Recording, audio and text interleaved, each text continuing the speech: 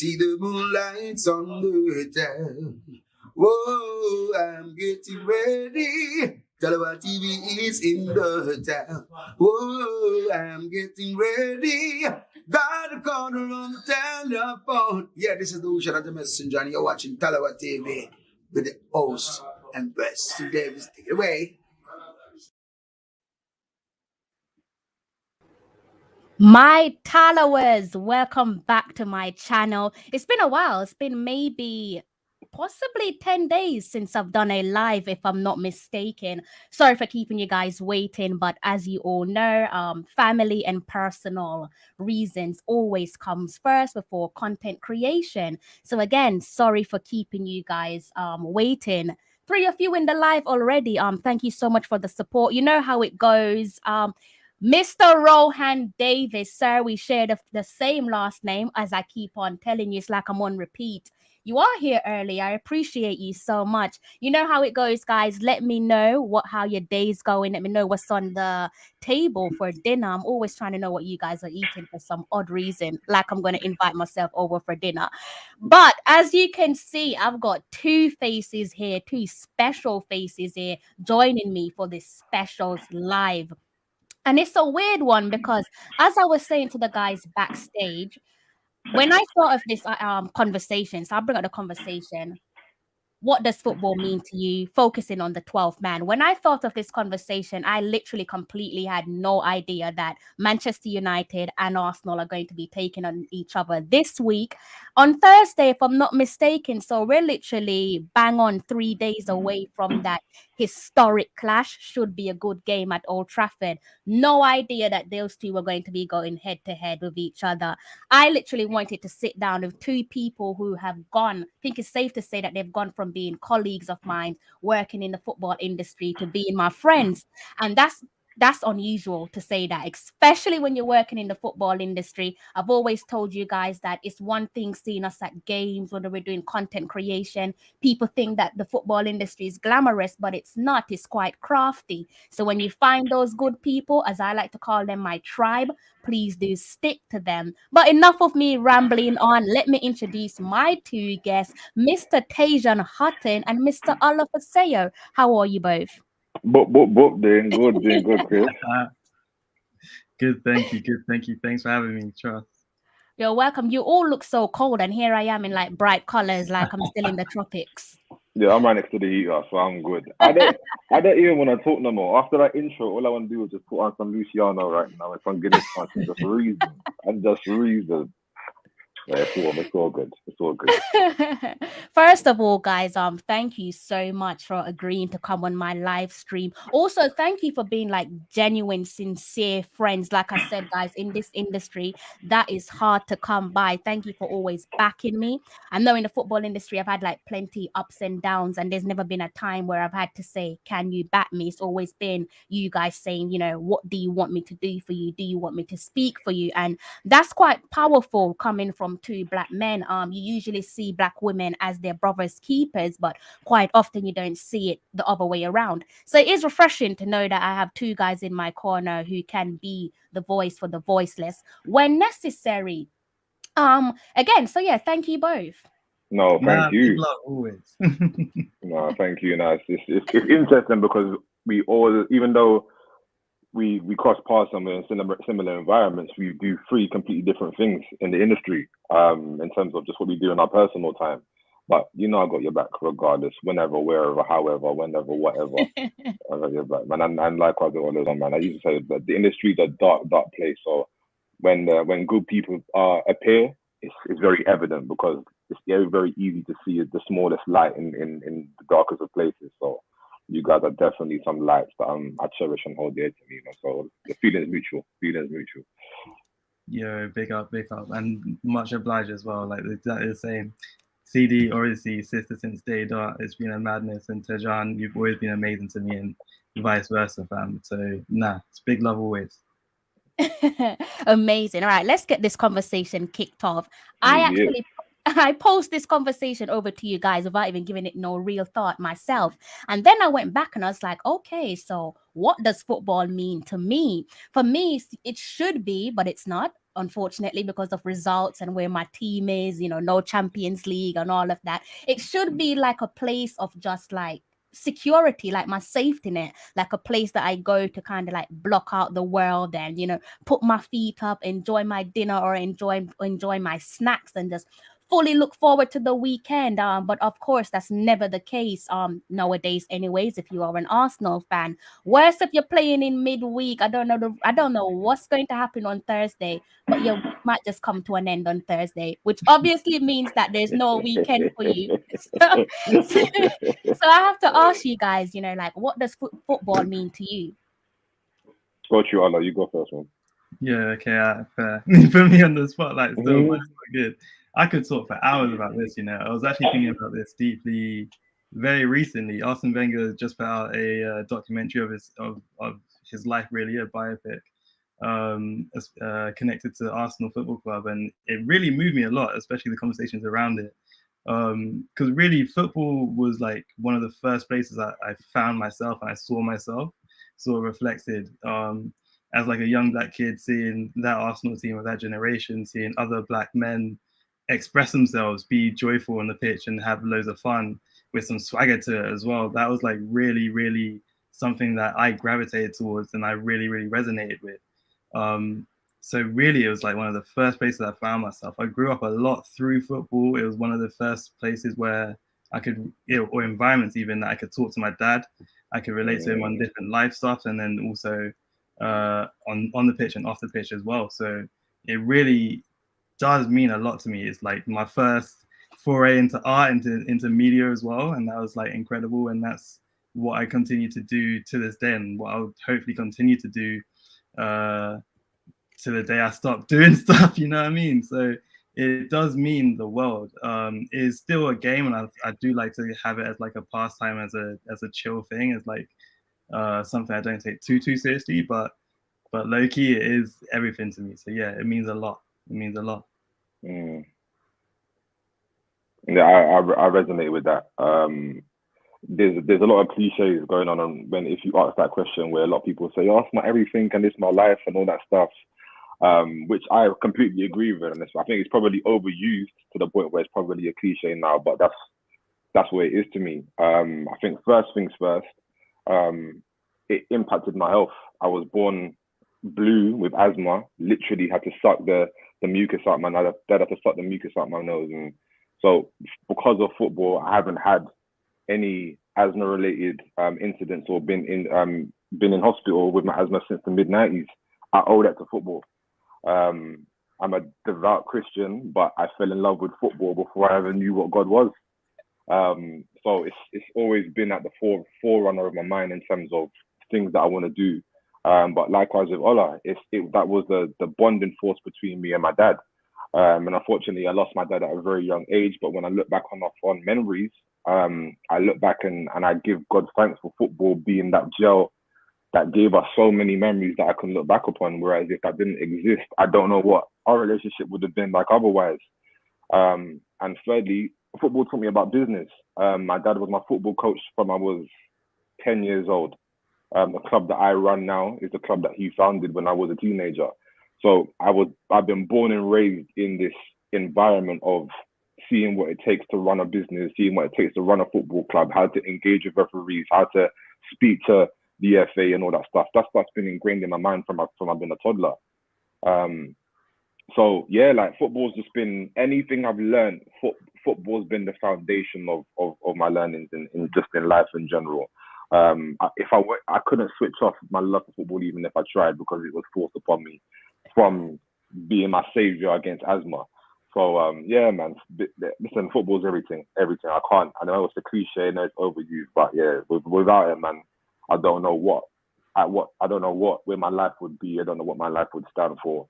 And I definitely wouldn't have met you two. So yeah, man, big up football, man. Big up football, man. Two very touching responses there. By the way, thank you for touching on both of your dads, and obviously great respect to yourself, Tage. You obviously telling us about the loss of your dad. May his soul continue to rest in great peace. I always say to people that like football is like a language in itself. I don't know about you, but every time I meet someone, I don't know, this might be an illness. I might need to check myself. Every time I meet someone, my first thing is like, who do you support? And if you support, if you're a football person, you know exactly what I am talking about. And Yeah. there's like this thing between Man U and Arsenal fans where it's like, I feel like you can sense if one is either or if either is one. I'm like, as soon as they give you that look, you're like, oh God, you're Arsenal or you're Man U. Like, do you guys get that impression or is it just me? Easily. I don't even know what it is on my face as well, you know, because like I've been in so many mad situations. One of them that sticks out to me is I was like, it was early days or early, maybe like late teens, whatever, getting one of my first phone contracts, whatever, sitting down. Guys asked me for like passwords and whatever to make up whatever. And he asked me, he's like, yo, you're an Arsenal fan, aren't you? I was like, fam, I didn't have a top on, I didn't have nothing, but you just got a sense. It's like, you can't help it. You know who's an Arsenal fan, you know who's a Man U fan. It's just in that aura, fam. It's you can't hide it. You cannot hide it. There's an energy that comes with it that's undeniable. You see when the hatred runs deep. When it runs deep, like you don't even have to speak. You just feel it in the atmosphere. So you can identify who's who instantly. Yeah, I fully agree. I'm actually going to touch on that hatred. So I'm glad that you brought up that hatred because that hatred is raw, but it's a unique one. And I'm going to touch on that later on. We've got Mr. Davis here. Ryan, you're so lucky that we share the same last name. I don't even know where you're going in Chelsea. Well, I'm going to leave you with the Blues because you guys are high and mighty at the moment. So I'm not going to disrespect you or your team. But I will turn my attention back to my panelists and I will ask you guys both, what is your role as the 12th man? Oof. That's a big question. Tej, do you want to go first? I think the role as a 12th man is to be brutally honest every single time. This is the first time that I'm wearing anything Man United related publicly. And it's just because I need to inject some positivity in this realm of being a Man United supporter, and I've neglected it for about 2 years. But it's the idea of being brutally honest, and at times, you feel like you're being a negative Pete all the time. But football's always been that sport where it's run by the people. It's for the people, run by the people. We're the ones who buy the tickets. We're the ones who create the chants. We're the ones who give our approval on things going right and approval of things going wrong, regardless of how much money is involved. The fans' voice is always going to be the loudest. And I truly believe that it's important that you remain true to what you believe should be happening at your football club. That's what makes you a supporter. At times, you may find a civil war amongst fan groups, and I've seen it amongst you gooners all the time, where it's from Wenger in, is it Wenger out, is it Arteta in, is it Arteta out, what is it? But that's what makes football. It's the cause of the debate, and it's the debate that contributes to the noise, and the noise that makes football the most popular sport in the world, because there's so much noise, so much conversation going on around it. But yeah, I see Ryan saying 12 is a lot of responsibility, and it is. There's a reason why you see managers looking down in the crowd and like, come on, make more noise, because you're realizing that there's an advantage with the noise. There's an advantage with having that 12 person on that 12 teammate on your side. But I truly believe that comes with being brutally honest. If you believe your manager's rubbish, say so. If you feel they're doing a great job, buy tickets, buy the merchandise. But it's all to do with just following your instincts. That's from my perspective anyway. No, legit. And I think that brutal honesty, I think Rowan's club does that very, very well, where they just sack the manager if they think he's not doing good enough or they're not doing well enough. And maybe some other clubs, maybe our club hasn't done the best at times in terms of following that same philosophy, in terms of brutal honesty, in terms of results. But for me, the 12th man, I think like there was a quote from Musa Okwonga, an amazing writer, an amazing football writer, who's like, you find supporting a football club is like where you find yourself. So for me, the 12th man is really a true supporter. So like in the good times and the bad, obviously you need the brutal honesty, and you're like, listen, we're playing terrible, and I've definitely said that enough times about Arsenal. And I hold my breath about this season as well, but still, like, it's still my club. I can't deny them at all. So like as a fan, if you're gonna ask me like who am I a fan of, I'm always gonna say Arsenal. I'm always gonna back them, even if they're playing terribly. But yeah, you are like the phrase 12th man really refers to like being an extra player on that pitch. You provide that extra bit of energy, you provide that extra bit of support for your team to help see them through to success. So that's what I see the 12th man as. Like, and I think we, again, as an Arsenal fan, we could make maybe a bit more noise, but even still, like when you get the chance going, when the good times are good, and when you lift your team up, when you see them come from behind to win a game or something like that, that is like the true joy and the true essence of what it means to be like a 12th man for myself. That's like that spirit you add to a football team. That's what the 12th man is for me. Interesting. I've got a comment here from Wun, and the last comment, the last line is quite something. He says football is not that serious. And he's absolutely right. That's actually touched on a few of my questions later on in our conversation. I think that's perfect timing there from Wun, so that I can ask my panelists, when is it okay to boo your team? I want to know. Look, I'm not saying I'm going to show up at the Emirates and start booing nobody, but I just want to know, when is it okay to do certain things, you know? Yeah. I have no problem with losing.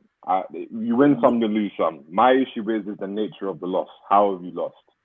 And if it's a blatant disrespect, because this is people, because it's football, people seem to forget to break down the mechanics of how this works. Somebody works for their hard-earned money. They support a team. They buy a ticket. They travel to go to the game to be entertained for an hour and a half. Win losing aside, if the entertainment within that 90-minute period doesn't justify the money you've paid, the time you've taken to travel and go and do all this stuff to support the team, boo! Boo! Boo! But Tage, let me interject, right? Because we always say that football is essentially these players 9 to 5. How would you feel? Say, for example, you don't know me and I show up at your workplace and I'm booing you. I'll tell you what. All right, say for instance, you come to my workplace. Say for instance, I run a Caribbean restaurant and you want some, and you order some curry goat and rice and peas. Yeah. And instead of using coconut milk, I use plain tap water to cook the rice. You can boo. Trouble. You can boo because I'm not serving you what you paid for. Mm-hmm. So it's like you're buying a ticket or you're investing your time and turning on a TV show, because that's what football is. It's a TV show at the end of the day. If you're not entertained or if they're not serving you based upon your time or the money that you spent, you've got a right to make a fuss about it. You've got a right to. I'm sorry. It's not about the win. It's not about the loss. It's the nature of it. It's the nature of it. And if the players aren't giving it all, or if the managers put out a team and you're like, oh, what type of starting lineup is this? True. You've got a right to speak up because you're investing your time and your money in the service they're meant to be providing. Yes, it's their job, but at the end of the day, the fans are the ones that in essence pay for them to continue to play. And if you ain't appeasing the fans have got a right to speak up, in my opinion. My opinion. That's why I was like Ollie out for a very long time. Not because we were losing, it was just the nature of the losses. Yeah. Can't put up with that, brother. I'm sorry. Yeah, that's true. And yeah, Ola, I hear for that you? a lot. I hear that a lot. It really is like the nature of the nature of the losses as well. Like the nature of the performances, even in general, really. But like just to quickly touch on Win-Win as well, talking about hooligans and stuff. Like I think there's the difference between a fan and a 12th man and a hooligan. Like a hooligan is definitely from a bygone era and really not really there for pure football. It's actually there for something else, and they're trying to achieve or get or express something else completely differently. And for me, I don't associate that with football at all.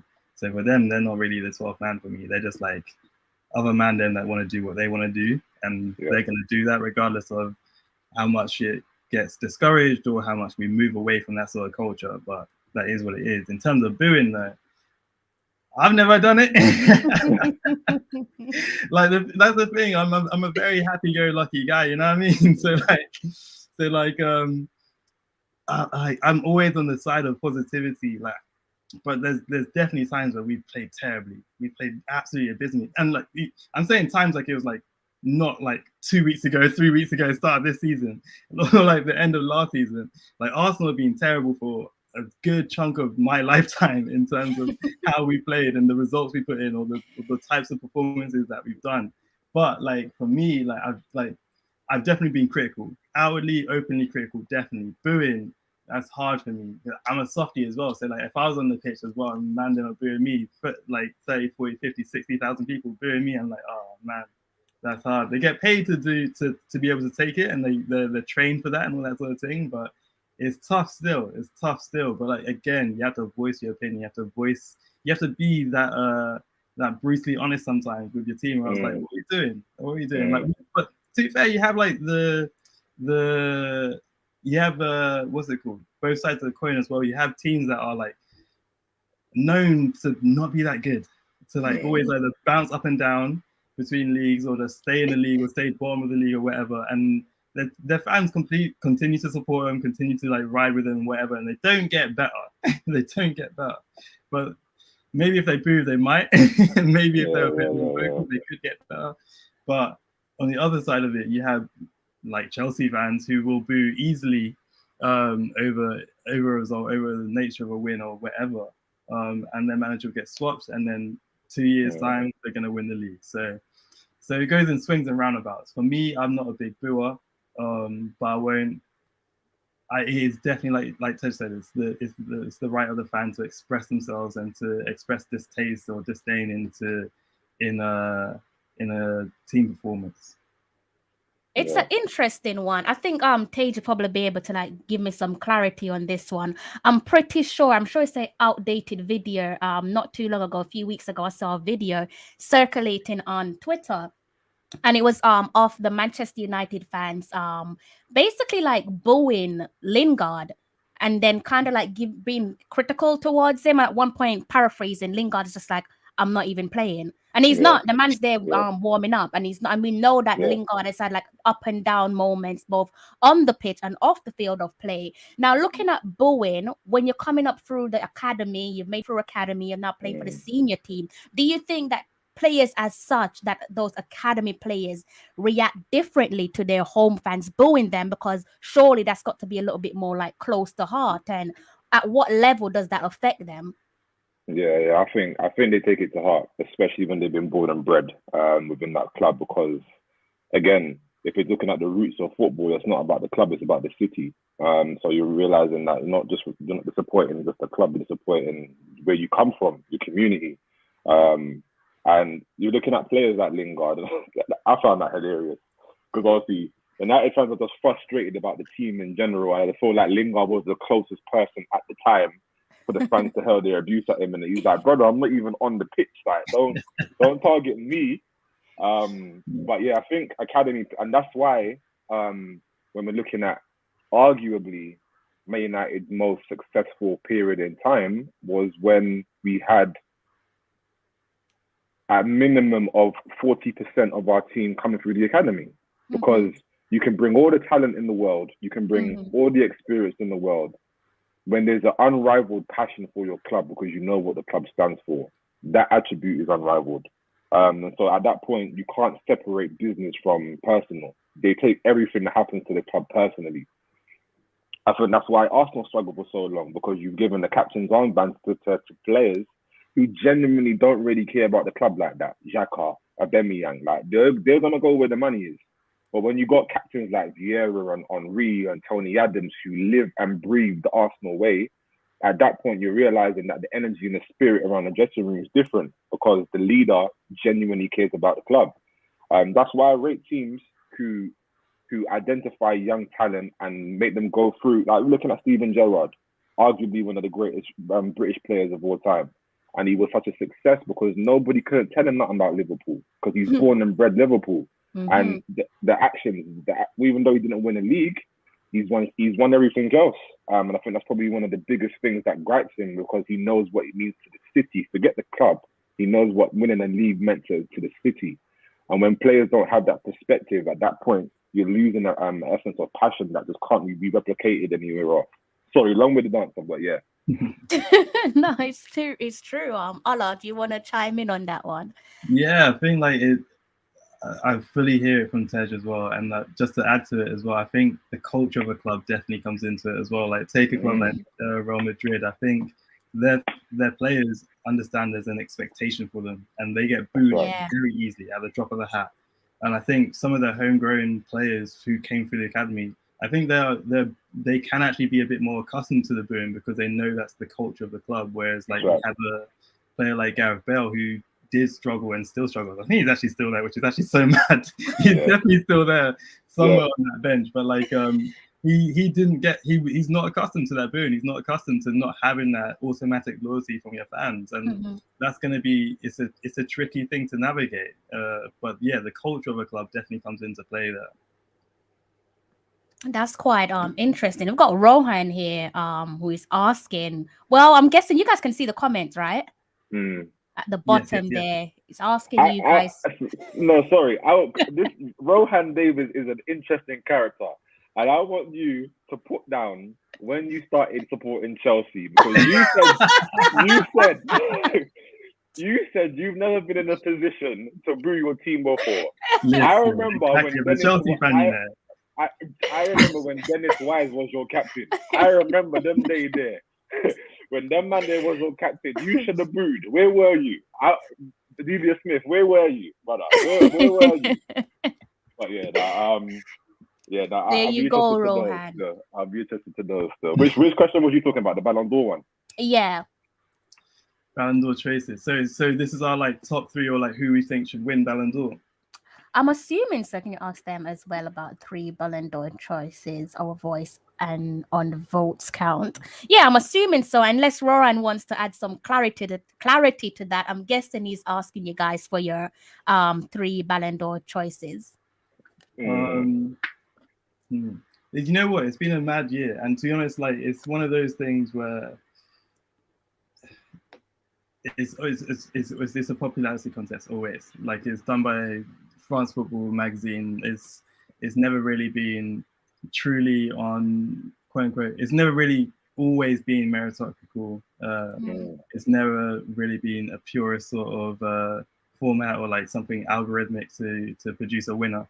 So it's always down to heart, always down to what you think. And for me, I think they should do a similar thing as the Academy Awards with Oscars and that thing, and give it to Lewandowski because he was supposed to win it last year.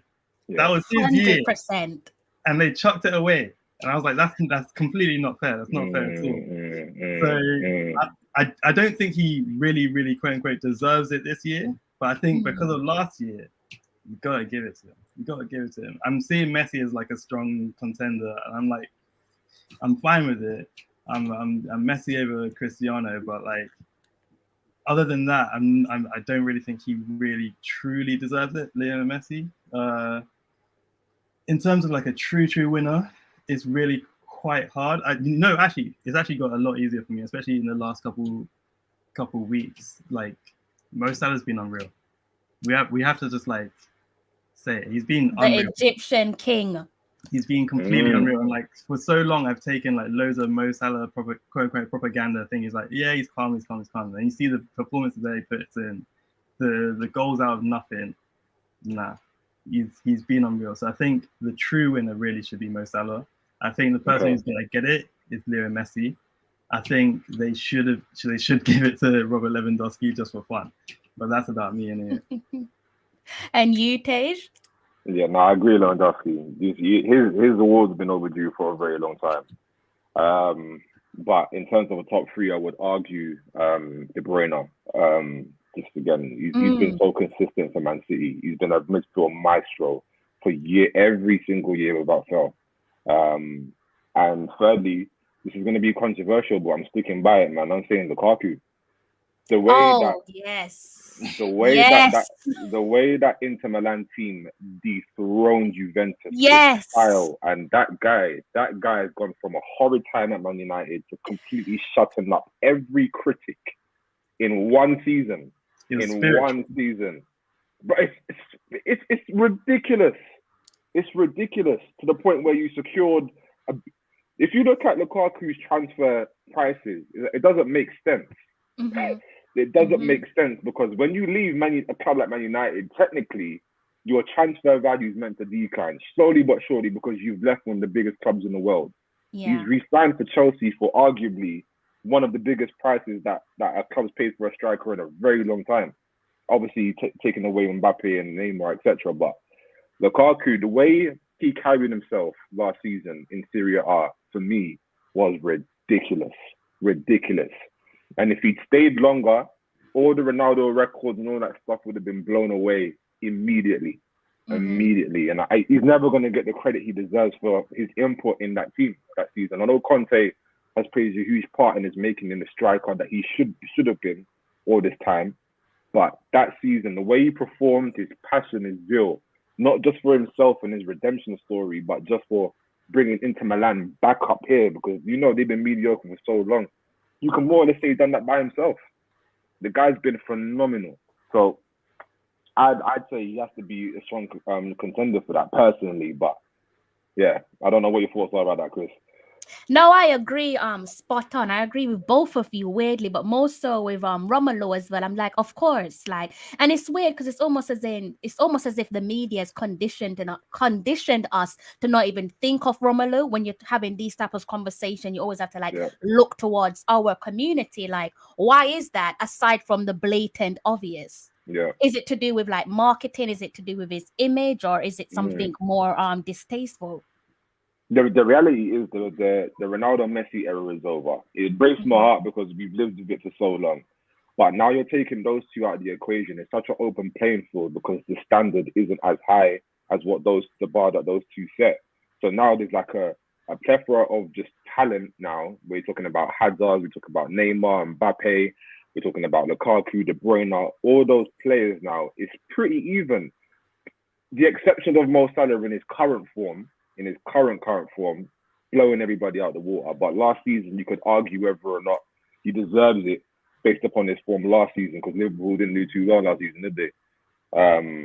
But yeah, it's such an open playing field now. And I think that's the way Ballon d'Or should be in terms of not just directly hitting two people. But then you can argue, now that the Messi Ronaldo era is over, are we going to see that high level of talent or that high level of expectation ever again? Are we ever going to see that again? I don't know. It's crazy. It's actually, I don't think I've asked you guys this. Who's your favorite or your GOAT of your generation? Because for me, the person that gave me the wow factor that's had me scratching my head is Ronaldinho. The stuff that guy did, and to see people boys in the playground try to replicate that was just unbelievable. Literally, I remember there are games where you're watching this guy and he's down the flank with the ball on top of his head. What is the ball doing on top of your head? And it's not moving. It's stable. It's there like glue. I'm not seeing nothing like that. It's a shame that he didn't take greater care of his body, because for me, it's just, there's nothing like him. I can't compare no modern footballer to him. Yeah, for me, Ronaldinho is the greatest of all time. I've had the privilege of seeing him live once at Stamford Bridge. He's the greatest. Was it when he scored that goal? Jesus, I'm jealous. Yeah. Roran, show yourself, Roran. Where are you? But yeah, for me, he's the greatest of all time. And as a youngster, watching him, it's because when you watch the Premier League week in and week out in that era, you're seeing Roy Keane, you're seeing Vieira, you're seeing all these hard, come on guys, come on lads. And here comes Ronaldinho, a smile on his face, but badding up everybody. Yeah. He defined a playing style. There is no Ronaldo or Messi without the introduction of what Ronaldinho brought to the table. Crazy step overs, skills, the Joga Bonito style, the samba. He defined an era that for me will never ever be erased. Ever.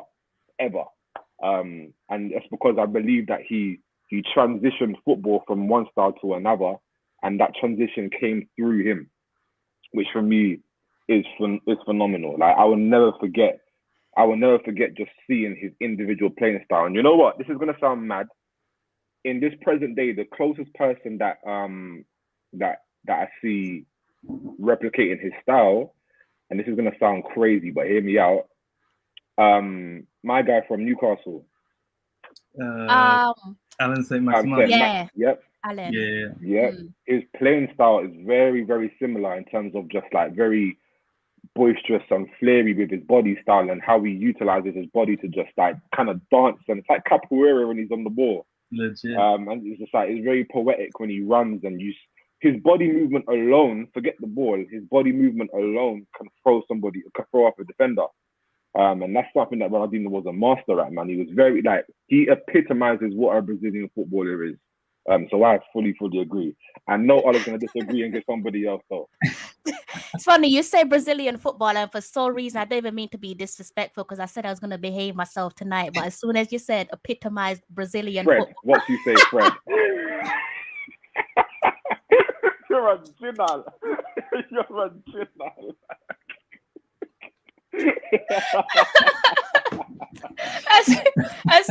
I say, wait, did he really just give me something to work with just then? Oh my god! I'm sorry, but I can't take you serious when you come from Brazil and your name is Fred. Fred, not even Lucadino, like Fredino. If you was Fredino, you'd be a saucy player, but you're just Fred. Yeah, You're from England, Fred. Like, come on. Fred from Freedom. Listen, he's wavy for the national team, though. We can't deny that. That's the worst bit. It's crazy. He is. He really, really is. But you know, I mean, who is you gonna say before you get me mad, Crystal? Who is you gonna say? Don't say JJ, Ola, because I feel like you're gonna come and say JJ. I want to stereotype you. That's the thing. JJ never played for us. I love him, obviously, national hero, but I can't rep for him like that still. But you know what? Like, I think in terms of the greatest players to ever live, I still think it's Leo Messi. In terms of my GOAT, it has to be Thierry Henry. Like, like everything that I am is definitely because of him. Easily, the swagger, the style, the way of playing football. I'm a big tiki taka sort of passing football player, and he was like one of the best passing sides to ever play the game. The long socks, the iconic. He held himself as a man. It was mad. Like all of that is definitely in me, and it's definitely exactly why I love football. So I can't. There's no one else. Ronaldinho is amazing. Yeah. You'll never see anyone like that. And even Neymar getting close.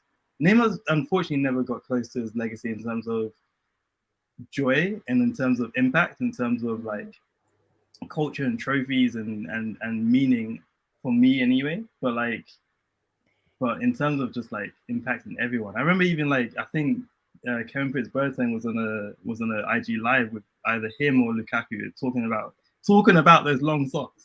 Iconic, man. Yes. Iconic. Yes. There are so many black football players, professional and amateur and fans alike, who play the game because of Thierry Henry, and I'm definitely one of them. So the man scored a free kick. I don't know how. The man scored a free kick, looked at the camera. I don't know how he knew where the camera was and said, "Is that enough?" Forget it. The piss. He scored and said, "Is that enough?" How did you know where the camera was, my brother? I can't argue with that, man. Brilliant. How did it feel, Tage, when you saw him in the tunnel? Because for me, it wasn't even a tunnel moment. For me, when it was just like Man U versus Arsenal versus Man U, look at that team sheet. I'm seeing Rooney, I'm seeing Van der Sar, and I'm looking at these two players. I'm thinking, are you never injured? Are you being for real?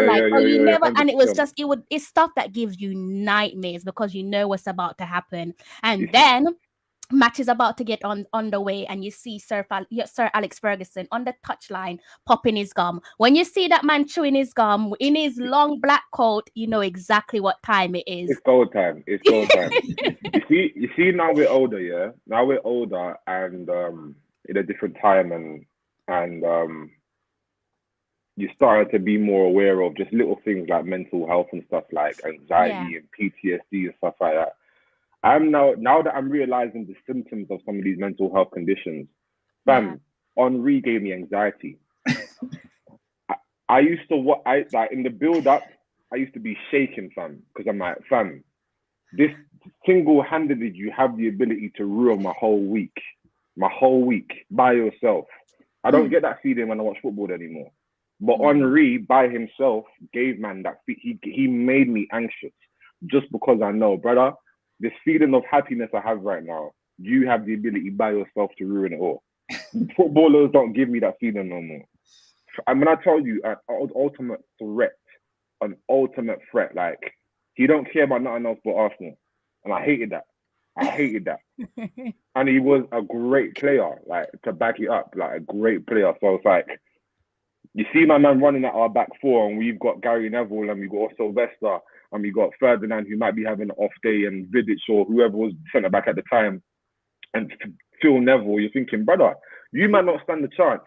I beg three man just get on him. He just gave you that feeling of like someone just hurt him. Just to stop the whole thing. But and that's what I'm saying. A great footballer will make you feel that way as an opposition. I don't feel like that fear factor exists anymore, because obviously it's a very friendly, paddy era that we're living in right now. Especially in the tunnel, we all know that the whole Vieira and Roy Keane situation. Oh God, iconic.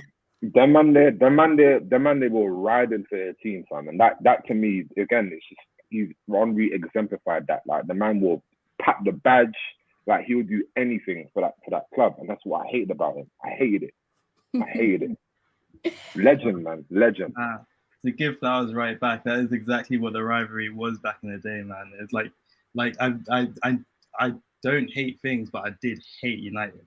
I hated United. Like I knew Ruud van Nistelrooy was one of the best strikers in the world. I'm so glad you picked up on him.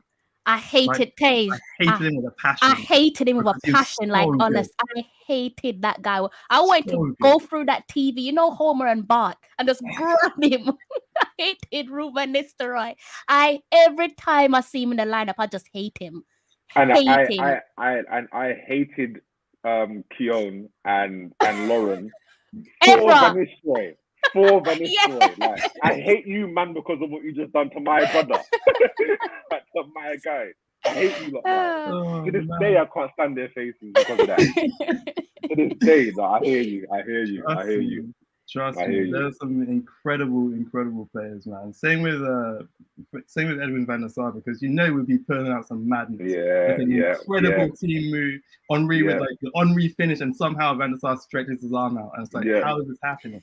Literally the greatest club sides we've ever seen. Still, it's crazy though, because now we're hearing, like, obviously these players are pundits and they've got their own podcasts and stuff like that, and you're hearing stories about that period in time. And I think it was Henri. He was on a show with Gary Neville where he's like analysing his goals and stuff. And then from a supporter's perspective, you're seeing Keown and Lauren jump on Van Nistelrooy and thinking, bro, that's deep. That's dread. Like, it's one man. Why are you all ganging up on one man? And Gary Neville said the same thing. And Henri was like, nah, you don't understand. He tried to get like 4 of our men sent off for the whole game. Like, he was asking for that.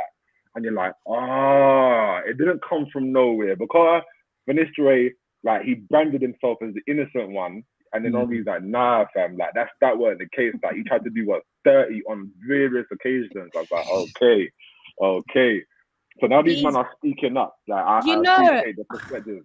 He was definitely mischievous. You could see it on him. Look, Kevin McAllister. He was definitely, except he's not lovable. He was mischievous. You could Dennis the Menace. You could see him. There's one player you cannot convince me to like. It's Ruud van Nistelrooy. And even Ever as well. Ever need to go wash his mouth out, because the amount of stuff that guy said about my team, I dislike him. I remember one time Ever called us a training ground. I was like, you bastard. He said that we are a training ground, and then lo and behold, they came and took Robin van Persie off us. I was just like, this is just a nightmare. This rivalry is just something else, and I'm glad that you touched on stuff that happens in the tunnel, because I don't know about you lot, but I absolutely despise seeing plays, especially when it's two of the most iconic teams in football, like going head to head, whether it's Man U versus Arsenal, whether it's Chelsea versus Arsenal, you name it, and players are in the tunnel or on the pitch, like swapping jerseys. Like, I kind of feel like it's a massive slap in the face to the fans, because like the both of you have just said, there's still that hatred there. We're not saying go out there and hate each each other, but have a little bit of respect. You're gonna swap jerseys, do that in the tunnel, not in the tunnel, do that in the changing room. Like, don't do that in the tunnel or do that on the pitch, because it's a massive slap in the face. No, I agree. I think go on. So like, I think I hear it, but like I'm also here for the lovey-dovey era. I think like we've had so much hatred, and like the England boys can attest to it as well. Where it's like if we liked each other a bit more, if we kept it just to the pitch and then outside we're chill, then maybe we could have done something with that amazing generation. But I hear it as well. Like and it also depends on the situation. Like Arsenal and United aren't the same teams as they used to be. If they were, they definitely wouldn't be acting like that. If there was like a Chelsea, Liverpool, City rivalry when they're on the pitch, it's a bloodbath, fam, easily, because you're going for something. Now we're just playing for banner. We're not gonna lie. We are not the same teams as we used to be. And these players like hang out outside of football, and it helps with their mental health. It helps with them surviving this football, surviving this era of playing football as well, where you're under the microscope way more. There's way more analytics. There's way more social media. There's way more video clips. All that sort of thing. So like, if you're gonna just chill with your boys on Fortnite, you're gonna chill with your boys on Fortnite. I don't actually mind that too much. But again, if you're in a cup final, if you're challenging for a title, completely different. You have to respect the fans. You have to respect yourself as well. It's like you're not just gonna be telling your man what you're gonna do on the pitch, or just joking or joshing or whatever throughout the game. You can't be. But with this banner Arsenal right now, do what you want, man. Just play well. Just play well. Do you know what? Based upon what you're saying, Ola, and based on what you're saying, Chris, about the lovey-dovey era, I think it's an indication of where the world is at right now, in terms of everybody doing things because they just want to survive, and they want to get a paycheck, and they just want to spend time with their families. I believe we're in the era of people just wanting to do things to supply for their families. Yeah. Whereas we've grown up in an era where it's work first and then family second, in terms of I will die for my club. But again, it's not exclusive to football. We're seeing a lack of passion in music. We're seeing a lack of passion in acting, to where you're thinking to yourself, are we going to see football legends again? Are we going to see any classic films? Are we going to hear any classic albums? And that's because I believe there's like a major lack of passion for craft these days. And I believe that's something that accompanies craft. It's just your dedication to whom you're doing your craft with, whether it's your team, whether it's your squad, whoever it is.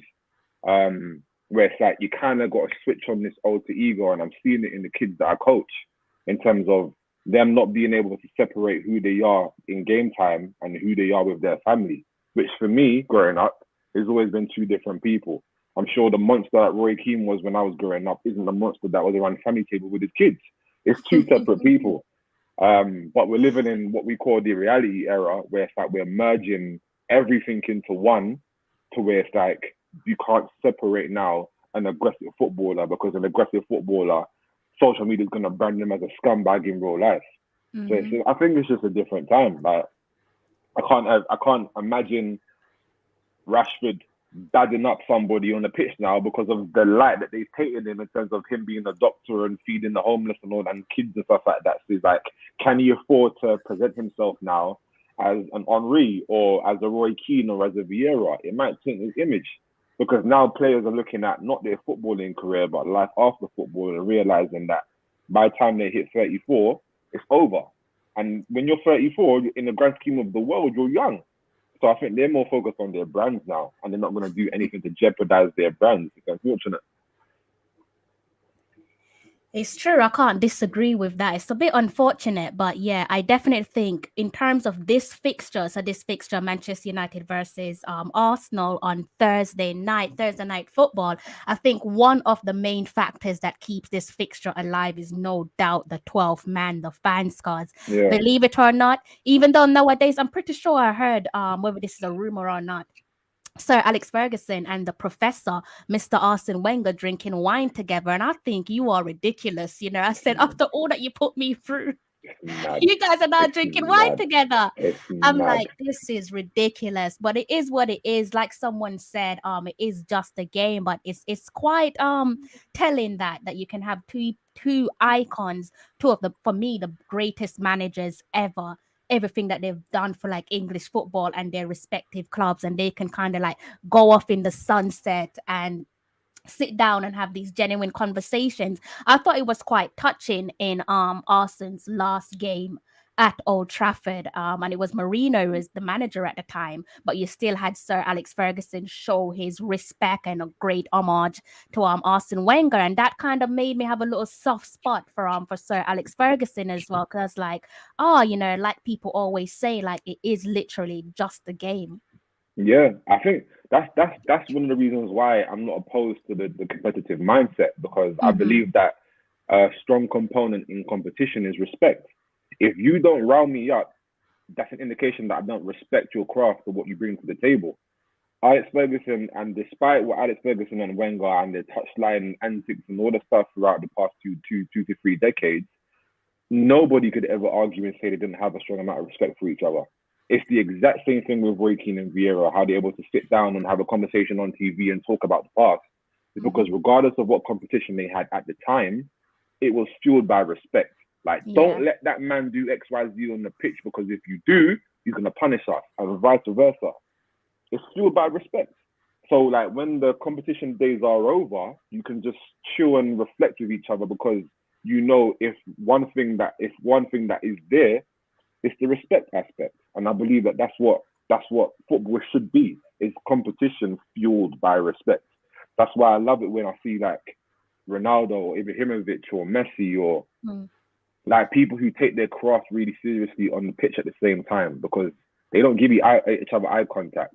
Them man ain't swapping shirts on TV. They're probably doing, as you said, Chris, behind closed doors Yeah. or on the pitch, because they take their craft so seriously. It's like, all right, cool, when it's game time, it's game time. But now they're on the tail end of their careers. Messi ain't got no issue with saying, oh, my son thinks Ronaldo's the best player of all time. And Ronaldo ain't got issue with saying that his son thinks that Messi's the best player of all time, because now they're reflecting on their careers and they're seeing that respect is the only thing that remains. That's just me, but I don't like the lovey-dovey stuff, because I believe that when the lovey-dovey stuff is there, it's like, are you taking this seriously? Because as you said, Chris, when we're talking about the 12th man, the fans are. If the fans are taking it seriously, why aren't you guys taking it seriously? That's why I loved it when you guys booed Xhaka, and I loved the way Xhaka responded. Like it was tension both ways, because you men were like boo, and he was like, all right, cool, well done. And then after that period, like after the smoke was cleared, he came back arguably a more improved player. Yeah. Arguably, you lot will probably tell me different. I don't know, but I like it when that respect factor is there to tell somebody you're doing rubbish, my guy, or you're doing rubbish, this, like whatever it is, like just be vocal with it. Tying it back to what we were talking about originally, just be vocal with it, because you have a right to. It's an interesting one. Sorry to like change the topic, but someone, Rohan again. So much love for Rohan, but Rohan has kind of given us a little bit of key update. And since we're talking about the topic of respect, how much are we loving this guy, Mr. Edward Mendy for Chelsea? I don't know about you guys, but I think I kind of speak for all of us when I say that it's so refreshing to see a black goalkeeper play for one of the biggest clubs in the world. Like, I imagine that little boys and little girls growing up, how inspiring that is to see a black goalkeeper playing for such a big club. Like, how do you guys feel about Edward Mendy? No, he's doing incredible. And like, I think with the transfer, it told with so many black players like going into his DMs or like messaging him or sending him messages saying like, yo, big good luck, congratulations, big respect, because they know how much of a big deal it is, especially Chelsea. Like, Chelsea hasn't got a great history with racism, with race relations. Yeah. They have got a roster of amazing black players in their past and their present right now as well, but they haven't got that. It's not the easiest place to go and be a black person, let's just say that. And for him to be playing as well as he has been, and if it's true that he just came second in the Ballon d'Or race, that's incredible as well. Then yeah, like, well, big up to him, man. It's such a pleasure seeing him do so well day in, day out. Like, it's a massive pleasure. Yeah, no, I agree. Two quick things on that. Me and my brother always joke about when you see a black goalkeeper on the team, you're like, Lord God, it's a black goalkeeper. Because historically, disaster. Black goalkeepers ain't been great. True. We need a bigger pool, innit? We need a bigger pool. We need a bigger pool, man. We need, because we know that individually there's some world-class goalkeepers out there, but as you said, Ola, we need a bigger pool, and I'm happy that Mendy on such a large platform is changing that narrative. But secondly, if this continues and if more and more black goalkeepers continue to be that great on such a big platform for such huge teams, we're going to see a lot more young black kids as you said, wanting to be goalkeepers. Because leading up until this point, all we've seen is wingers or strikers or centre midfielders, or maybe on the width because they feel that all black people are fast. But when they see somebody, a black man, good with his hands and using his intelligence and directing the narrative of how the team plays from a goalkeeper's perspective, we might see a major increase in young black kids wanting to play in goal. And speaking from a coach's perspective, out here and recording the Saturday and Sunday, there ain't no black kids wanting to play in goal for your local team. It don't exist. And I think an example of a reason for that is because we don't see it on TV. In terms of successful ones, to say that you can actually do this. So I think it's beautiful, man. I think the narrative is brilliant, man. It's not appealing, just like you said, because like young black kids or boys or girls, you don't want to go in goal because like you haven't seen like someone that look like you or sound like you in those like prestige positions. So like you're absolutely right about that. Exactly. It's always about changing the narrative and trying to expand it. Like you see a black goalkeeper, you see enough black goalkeepers. What do you mean? Is that? Sorry, I just saw Ryan Davis's thing. Yeah. Like, is that for the? I'm guessing that's for the goalkeeper award. Okay. Yeah, that's fair. And also, Donnarumma was insane for the Euros. So that is well deserved, isn't it? But like, unbelievable. Like ridiculous, but like which has been jokes as well because he's pretty much been benched at PSG for the longest, which is hilarious. Like shout out to my boy Keylor Navas as well. No, enough people don't put enough respect on his name now, but he's doing very, very well. But yeah, no, like when you see black people in just different positions in general, it just opens up a narrative to say that black people can be whatever they fucking want to be. That's it. Yeah, it's true. Can be in whatever position and all that sort of thing, and especially as a goalkeeper as well. Like you said, Tajean, it's a very I'm gone. Let me touch on something there until Ola come back. Ola internet probably cold and tired. Let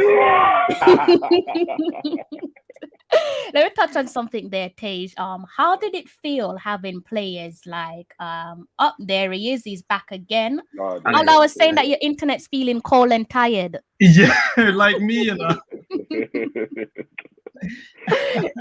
No, you can carry on.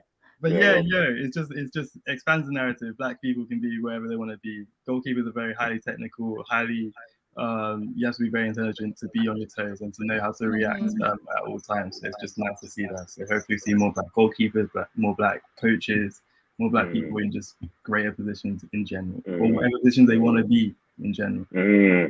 100%. As I was saying, Taj, Allah touched on having Thierry Henry as his icon, but how did you feel knowing that at one point in your team you had two of the greatest black players at that time in their era, being from the Caribbean or having Caribbean roots in terms of Cole and York, both playing for the club that you love and adore? What was that like for you? Because I'm struggling. I'm just like, I would love to say that, I have, aside from Maitland-Niles now obviously has Jamaican heritage, I would love to have been in your position where I can say, yeah, this person has Jamaican or Caribbean heritage playing for my team. Yeah. Do you know what? I never appreciated Dwight York the way that I should have appreciated Dwight York up until now.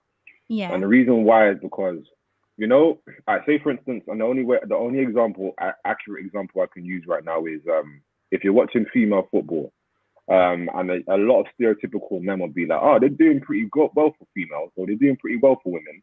But it's like, aren't females meant to be as good as men in this particular area? Dwight York, there's a stigma around us as Caribbean people in terms of just like how talented we are as footballers. In hindsight, I probably would believe it when people would say, oh, he's doing pretty good for a Trini.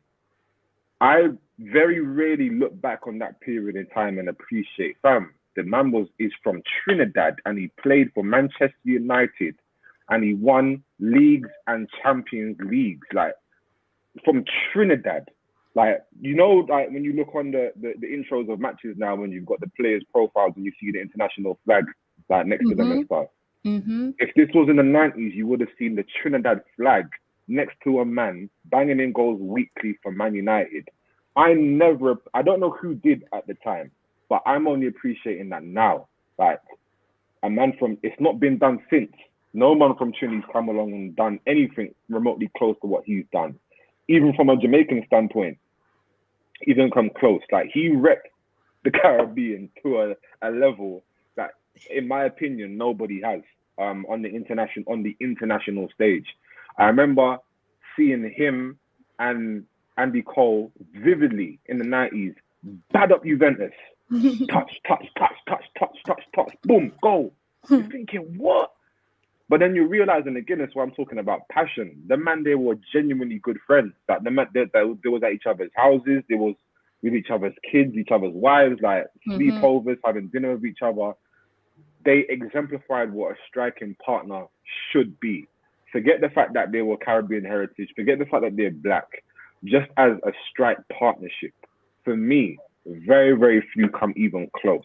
Like, if you're asking me to name my favorite strike partnership of all time, some people will say Bergkamp and Henry. Some people will say whoever. For me, unrivaled, York and Cole. People say it so much to where the names itself has got a ring to it. York and Cole. Yeah. So if the man they wanted to come out now and do their own show or have podcast or whatever, and they say, no, it's the York and Cole show, you're like, oh, that makes sense. Because you said it for so long, it just rings off. The names just ring off. York and Cole, or Cole and York, whatever order. But like, I don't like. Andy Cole speaks for himself. Sorry, he doesn't have to be called Andy in it. Andrew Cole speaks for himself, like in terms of his career. But we don't show enough appreciation to the White York. I don't know whether the whole his youth thing with Jordan and Harvey and all that stuff kind of tainted his public image. I don't know, but for what he done for Caribbean culture, in terms of just bringing us to a public platform and to a top 2 team in the world and doing what he done on a consistent basis, that man, they don't get enough respect, man. I'm sorry. Phenomenal. And like I said, I've only appreciated that over the past like 5 years. In hindsight. And that to me is like, how, and that's the question I probably think somebody should ask him if they have the privilege of interviewing him. How do you feel that Caribbean people, the black people, appreciate you and what you've done for the culture? The man changed, the man's Trini, fam. He's Trini. What Trini footballers do we have as a reference point? Yeah, who did he have to look up to? It's crazy. And Incredible. You made it to Man United under the greatest manager of all time. Insane, fam. Insane. So if at any point I can pay homage to that guy, I'm going to do it now, because what that guy done for the culture for me is unrivaled. You don't get enough respect for it. And I think the same goes for Mr. Cole as well, because how many goals did he score from the penalty spot? I've lost count. I tell you what, and stick a pin in that. The only reason why, and that's my guy, and I've met him on a couple occasions, and I hope I don't diss him like publicly in that, but the man signed for Man City, man. The man signed for Man City, man. Why do we keep overlooking? Listen, knowing your roots and your heritage and Mr. Cole's heritage is like for like. The fact that you picked a Trini over a Jamaican, I know something was wrong. I was like, wait, let me dig a little deeper, because something not right. I said the Tajean Hutton that I know, there's no way he's doing that. So there you go, people. Yeah, bro. Man, play for Man City. I see Jamie Carragher stick it on Peter Schmeichel the other day for the same thing, because man was like, hold on, didn't he fan for City? It's like, why do we overlook this? The man signed for the Ops, both of them. So yeah, Andy Cole's one of my favorite strikers of all times, like one of my idols, like easily, like one of the people that I studied as a young striker growing up. But he signed for Man City, man. That's always going to be the narrative for me, man. But yeah, big up them two anyway, man. Like my favorite strike partnership of all time, hands down. Yeah, I had to talk about the both of them, obviously to hear it from your perspective because those are Yeah, two of your club icons. Because definitely where Mr. Cole is concerned, I think when you look at his stats and like he said, what both players did for the community, the culture, that football club in general, I just kind of feel like they don't get their flowers. And you yeah, kind of wonder why is that when you talk about some of the greatest players to grace the Premier League. I don't hear nobody aside from people from our community saying Cole or Yorkie. And I always yeah, think to myself, why is that? It's just like yourself. It's only in recent years when I've been seeing yeah. them at the forefront of certain conversations where I'm just like, oh wow, I did not know that. Do you think, because obviously we were too young to remember, but do you think there's a, I know it's not a hot topic as it is now, but do you think Mm, that one of the reasons why, especially from a Caribbean perspective, we don't place as much emphasis on Andy Cole is mm-hmm. because you're looking at him as part of that long list of black strikers who should have played for the homeland. You got Andy Cole, you got Ian Wright, you got Les Ferdinand, like all Yeah. these black strikers who did not get a look in for the England team in the height of their careers. Yep. Them man, they could have pledged allegiance from early, but they Mm-hmm. didn't. Mm-hmm. I don't know Mm-hmm. whether or not like that's why we don't pay homage to them the way that we should, because it's like raw, like we qualified for the World Cup during the highest of your careers, and that's like, and you still opted for England that didn't give you no looking. I don't know. I don't know. There's far too many black strikers of that time that just didn't get a look in the England team that could have opted for whatever country they come from. Yeah. Yeah. I don't know, man. It's an interesting one. Ola, how you feeling? I'm decent. I'm actually very interested in Warren Webster's question. Who would you say is the best Jamaican English player of all time? That's a big one, you know. Like, because especially like as you said, the diaspora's grown and like there's been way more players come through fruition. Obviously, Cody's amazing, and all the players that you literally just mentioned right there. But yeah, who would you say is the best Jamaican English player of all time? Who we saying? Um, Who we saying Jamaican? Are we saying Jamaican heritage, or we yeah, saying that's flat what I'm out thinking. Jamaican? Like, yeah, like, because you could go either way. Like, need some clarity on that, Warren. But bless Warren. Warren is a Tottenham supporter, so we're gonna see with you, Mr. Ooh. Warren Webster. So, please give me some clarity on that, Warren. Are you talking about Jamaican-born players or Jamaican players? English players with Jamaican heritage, because Heritage. Surely that's let's do actually a both really anyway. good question. Surely let's do both still. Yeah. Both. Okay. And you can separate as well. You can go like this is one and this is the other, and this is like the one who crosses both divides. I think, and Tasia probably agree with me on this one, it surely has to be Bibi. So it surely has to be Ricardo Gardner. Because I remember, and Fuller as well, you got to put Fuller up there as well, maybe side by side. I remember when I was in school and I used to get hammered because there always used to be this thing, the diaspora wars, so the Caribbeans versus the Africans versus Caribbeans, and they used to hammer me because they had players on top of players. Like, you just can't compete. And they always used to say stuff like, Jamaicans can't play football and blah, blah, blah. And it would aggravate me. And I said, but hold on a second. I have Bibi and I also have Fuller. Yeah, And that would be yeah, it. yeah, yeah, yeah, But I would make my point. Like, I'm dying on this hill to say that they are the best players. And yeah. visibly, in terms of representation, for me, they were the best players because they gave you that bragging right. So I think before you even look at the likes of the obvious, which would be Raheem Sterling and Leon Yeah, Bailey, those are the obvious in modern era. Before you can even touch them, you surely have to look at Ricardo Gardner and Ricardo Fuller in terms of yeah, being the best players of all time, just because of the sentiment, what they done for our generation growing up, the yeah, yeah, bragging rights. Because yeah, without the two of them in that era, when you're going up through school and you've got people telling that Jamaicans can't play football, where do you go from there if it wasn't for them? You're backed in a corner. You just have to keep your mouth shut. But thankfully for them, and it was just like Bolton was not my team growing up, but you wanted Bolton to do well. And even Stoke City at one point, you just like, reluctantly, Arthur Mean with the fist clenched. You kind of want them to do a little bit well because of your countrymen playing for them. So that's a really good question, Warren. I would agree. I'd say heritage or born.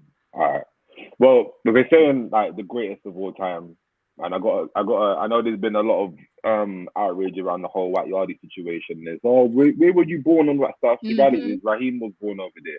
So I got to give it to Raheem as the greatest of all time, considering that's where he's born, and that's where it's obvious that's where his heart is. Even though you don't play for the country, but yeah. But I remember growing up and seeing this left back for Bolton and thinking, raw, who's that? And when you realise, and when I used to turn on ISS, Pro Evolution Soccer, and used to be like, raw, the man's Jamaican. I said, raw. And this is a funny inside story. My cousin actually dated him for a while. Really? Yeah, my cousin actually dated him for a while. So I felt like I had a little personal attachment to him for a little bit still. But yeah, he's the first person that I saw play in the Premier League that played for the Jamaican national team. So I'm gonna, in terms of born and bred and playing for national team, I'm saying Ricardo Gardner easily. First person that I saw. Not taking away Fuller, because that celebration there was mad. Yes, wavy. Mad every time. But yeah, Ricardo Gardner for me every time. But yeah, if I'll give it to Ricardo for playing for born and bred and playing for Jamaica, and I'll give it to Raheem for quote unquote heritage, even though he was born there. So that's my top two. Yeah, it's like, and obviously someone has quite rightly brought up Mr. John Barnes, and nobody can downplay what John Barnes did for not just our community but for his club, Liverpool Football Club. Obviously he was before my time, so that's the reason why I focus on Bibi, and Tage respectfully focus on Fuller. So that's the reason why we didn't touch on Mr. John Barnes, because we're talking about our generation. But yeah, John Barnes, I've been looking back at some of his videos. He was wavy, you know. Incredible. Bad. Incredible. Bad. And it's crazy because all it took was just one injury. One injury just kind of changed his whole career, and it's devastating. But he's just an absolute icon in every sense of the word. But that is the reason why we selected our two. One is saying here that he would go for Sterling. Sterling. When man, you get me in trouble, you know. Man, you get me in trouble. This is Wun's words, not mine. So interesting with both of them playing for Liverpool as well, but Sterling as well. I think what I love about Sterling as well is that he has been so grounded and so sincere with his love for his birth country. A lot of the time you see people migrate and they kind of like leave, I guess you could say, the past behind, but it's nice to see him doing charitable works both in the UK and also especially in Jamaica as well. So that kind of tells you that yes, even though he doesn't play for his national team, he's still Jamaican at heart. 100%. Yeah. Quick switch up. Ola, are you saying for Niger? Of all time? Oh my days. Listen, why is JJ not coming out of your mouth? Ola, you have a JJ shirt. Yeah, I've seen it's a mad shirt. If I find it real quick, I'll show it to you, man. But it's actually good. JJ's amazing. He was wavy. But he was literally like just before my recollection.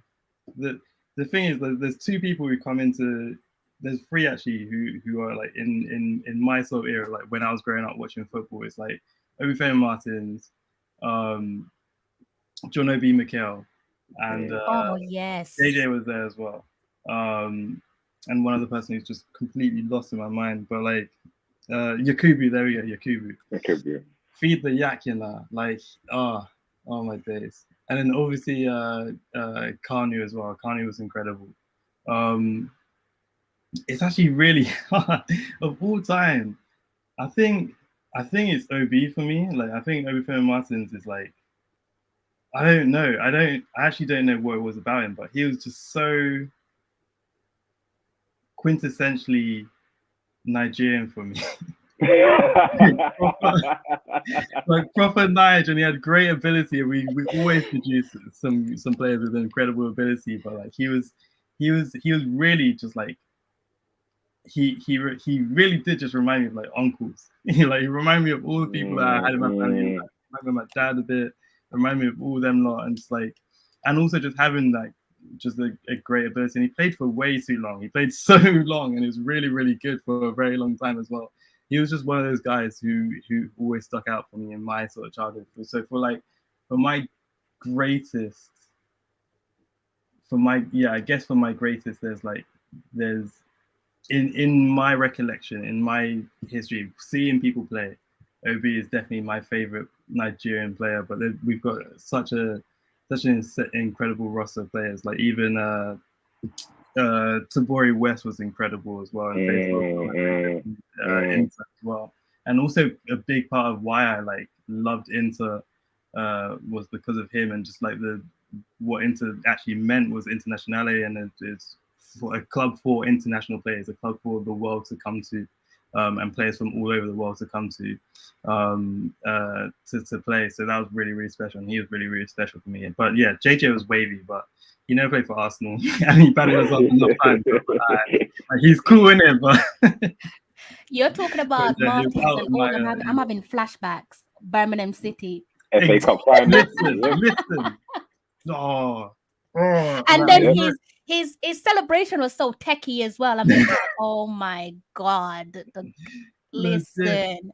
Obafemi Martins was 22 years old for the longest time. The longest. About 20 years stuck at the same age. You can't even question it with the black not cracking. You're just like, okay. You're just like, I'm not challenging you on that. If we see N'Golo Kante keep on playing, what are we going to say? Exactly. What are we going to say? Exactly. My man has got youth for days. My man just sits there quietly, smiling, chilling. Come on. Exactly. It's like Roran. So you're referring to Lindy. So correct me on this one. So he would have played round about late 1940s. So that was well before my time, and I'm sure Mr. Davis, that's before your time as well. So that's the reason why we did not touch on Lindy. But that doesn't mean we're being myself is being disrespectful, because obviously given the time frame that he started off his professional career, he's no doubt a pioneer. But I don't think nobody can discredit what John Barnes did. I have people in my family who don't watch football, but they know John Barnes. 100% know John Barnes, right? That just goes to illustrate what John Barnes did for the Jamaican community, the Caribbean community, and most certainly the Black community as well, with his progression, once playing for Watford, going on to playing for one of the biggest teams in world football as well. And also I believe he won, it might be 2 titles with them, other 1 or 2 titles with Liverpool at the time, and that was just something. I know that Arsenal beat them. I believe it would have been in the league, right? And but yeah, to the title that was. But John Barnes, nobody can deny what John Barnes did for Liverpool, and this is coming from a Manchester United fan as well, so that kind of speak volumes as to how important John Barnes was and still is to an extent. Definitely the fact that my generation is still talking about John Barnes, it just goes to show that what he did can never ever be swept under the carpet. Would have obviously liked to have seen him play for Jamaica, because I think he would have been a king for us. I've heard so many conversations about John Barnes playing for England and whether or not they fully appreciated John Barnes. I'm going to take a wild guess and say no, they didn't, but I can't speak for John Barnes. But the stories that we've heard about England and their appreciation of players from our country, when people are telling you, paraphrasing, that you shouldn't be talking about racism and so on, I don't know if the full appreciation was there in terms of wanting to see John Barnes fully excel and show the world what he's made of at international level. It's interesting because in terms of just acceptance, because when you hear him talk, and obviously not to get into the controversy around his comments and stuff like that, but when he's talking about just the classism, but also the colorism in Jamaica, people don't understand just how much truth he's talking, because they haven't seen it and they haven't lived it. 100%. So when he's defining himself as privileged just because of the tone of his skin, 100%, people might be like, "Brother, you're talking mad. You're black," but he knows what he's referring to, and those of us who know what it is know what he's referring to. 100%. It's unfortunate still, because he's being branded as crazy for speaking truth, but that truth just is at a very small part of the world. Yeah. But it's interesting with that guy, man. Very interesting, man. And it's actually, I'm glad that you brought that up, because when he said it, when he made those comments, he talked about classism and colorism and him reflecting it, touching on the fact that he's a lighter toned black man and how he's like would be held in, these obviously aren't John Barnes' word, but held in high regard because of who he is, his skin tone and so on. Like, nail on the head. But like you said, unless you're from certain part of the world, you actually would take it in and think you're talking crazy.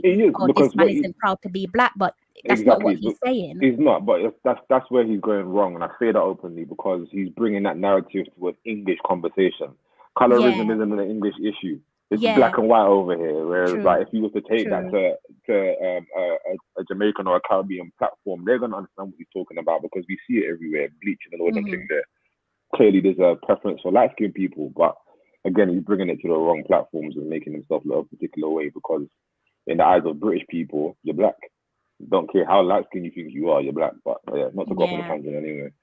100% on that. And I think you're right as well. Like, sometimes he is misunderstood. I guess it's the topic of conversation, it's the nature of the conversation. Like Tage said, unless you're from a certain part of the world, you probably easily misunderstand some of the stuff that he is saying. But no doubt, nevertheless, he is still a legend. Someone touched on Michael Antonio. I'm trying to see why that's what Michael Antonio is doing for us now. In regards to what exactly?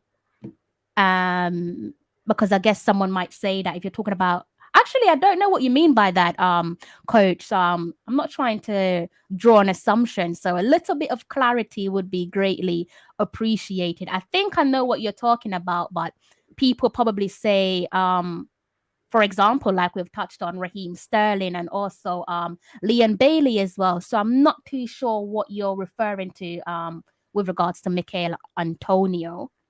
I'm really annoyed for him, you know. I'm really annoyed for him because who's that? Antonio or Bailey? Yeah, man. Because next year was that technically, well, hypothetically speaking, could have been his last chance at a World Cup.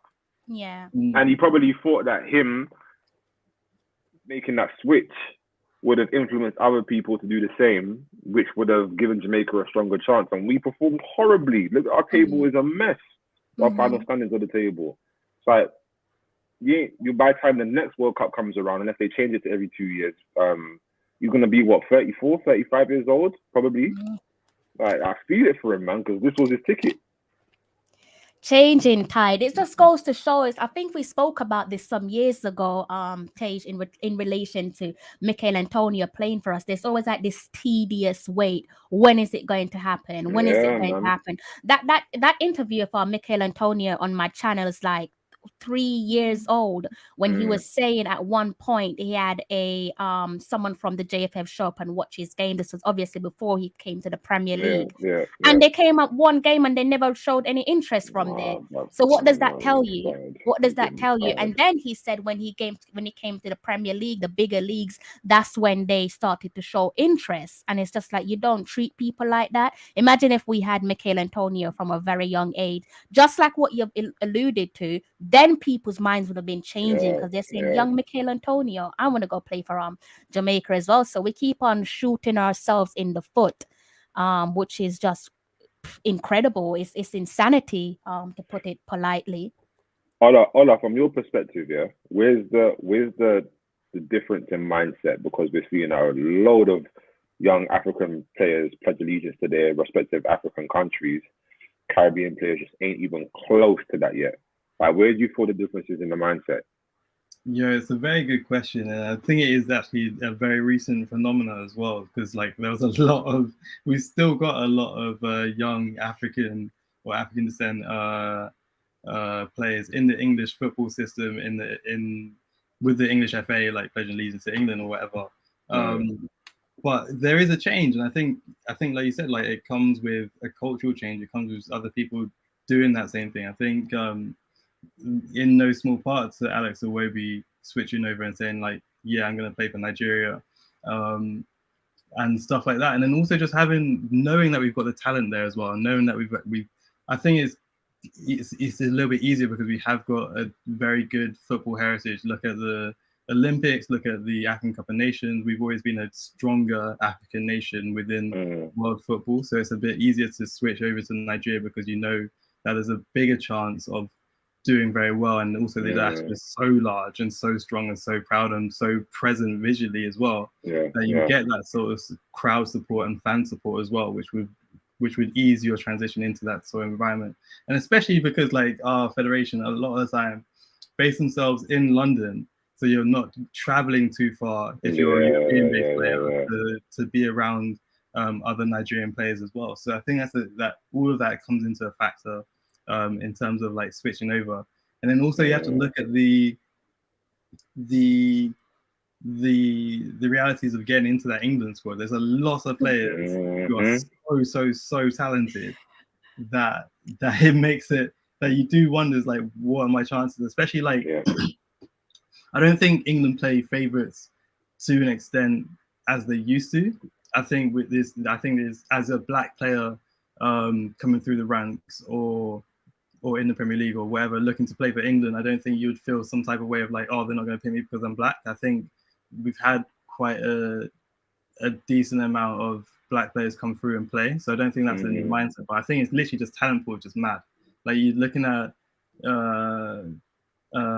Mason Mount, who I thought going into the Euros was going to be like a standard starting player for that whole thing, and the whole team depended on him. He doesn't really get that much of a look, and he gets a couple games here and there, but he really wasn't that impressive. Phil Foden as well, the darling that's supposed to be Greenwood here, boy. Greenwood. And Mason Greenwood as well. Like really do have to, because that just aggravates my soul so much. I'm sorry to cut you off, Allah, but obviously you brought up Foden, and since we're on the topic of Foden, it's only right to talk about Mason Greenwood as well. Literally two kids who acted like how kids would act, immature, lack maturity, and only one of them have been made to suffer the consequence, and it's very clear and obvious who that one player is. How do we feel about Mason Greenwood? Because I'm actually a fan of Greenwood, as I am a fan of Marcus Rashford as well. No, I'm a big fan of his. I think Foden gets a bit more game time. I definitely think it was heavily political why Greenwood wasn't allowed back in, and I also think is partial to it's heavily politicized. I think Greenwood and Foden have very similar temperaments. They're both very quiet people to themselves, but both incredibly confident. And I think it played out one way for one and a different way for the other. But I think his talent is undeniable, and I think with more game time and maybe with his new coach as well, like he'll have a different opportunity to showcase his ability and maybe take that spot from Cristiano, who's now sitting on a bench. So we can see what he can do in that number 9 spot. But yeah, like just touching back on the England thing and like diaspora and all that sort of thing, I think like talent pool's too large. Is very large. It's very hard. Unless you're always going to back yourself as a professional football player, and you're going to always think that I'm talented enough and good enough to get into that squad. But there are so many other players that think that I think the switch is easier for Nigerian players to think that anyway, and especially with loads of other very talented young Nigerian players switch in, like Victor Osimhen. Like I'm definitely going to play with Victor Osimhen. There's no way I'm not going to do that. And so it's just like, there's a very, very good chance for that. But Mason, he's got a very bright future. It's just really getting the opportunities and maybe trying to play the politics a little bit better, and maybe like talking to your peers in that sort of space as well, like Rashford, like Raheem as well. Raheem has learnt a lot of lessons and has gone through a lot of trials and tribulations to keep his political presence within football steady for the most part, and not as turbulent as it was for a long time, especially from so much hate that he's got anyway. So if he learns of those guys and continues to play very well, then I think he'll be fine. And I think he'll be undeniable to take. But again, that talent pool is ridiculous. It's ridiculous. Like you have Jude Bellingham coming through. You've got other players coming through. You've got other players who didn't get a look, who just could like switch it on.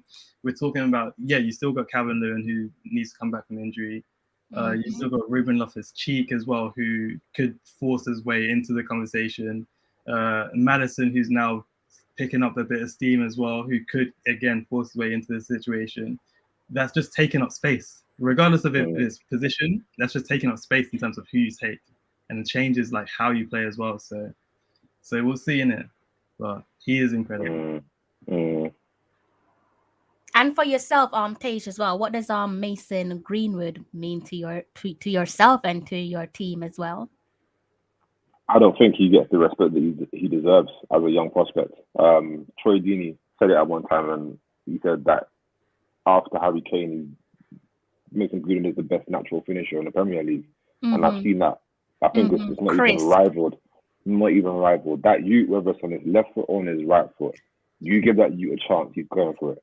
And what I love about him is he's just on his game. Like, there was one person that I've seen look the least bothered about the arrival of Ronaldo at Man United is Mason Greenwood.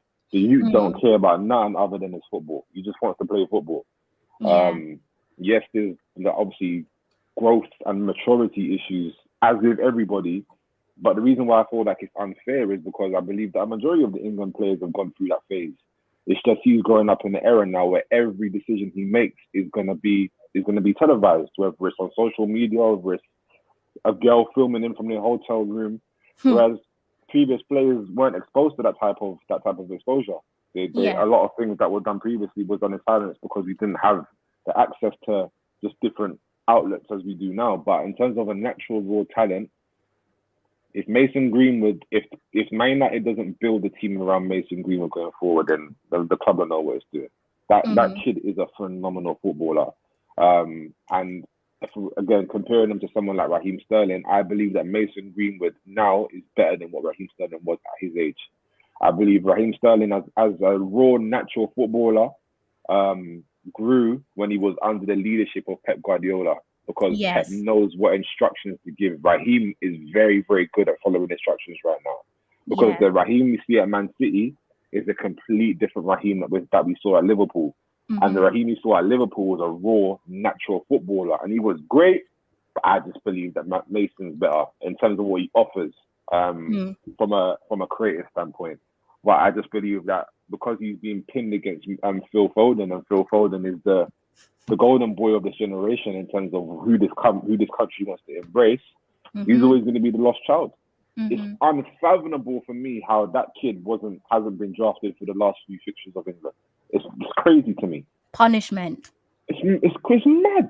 It's mad, and it's such a detriment as well, because like he gets dropped from the England squad. His game time for United, I think, since that point decreased. I'm not sure if I'm like you watch him definitely way more than I do, but I don't think he's had as much game time as he should have warranted, and I don't think he had as much game time as he would have had if he stayed, or if he bounced back into the England squad like Phil Foden did.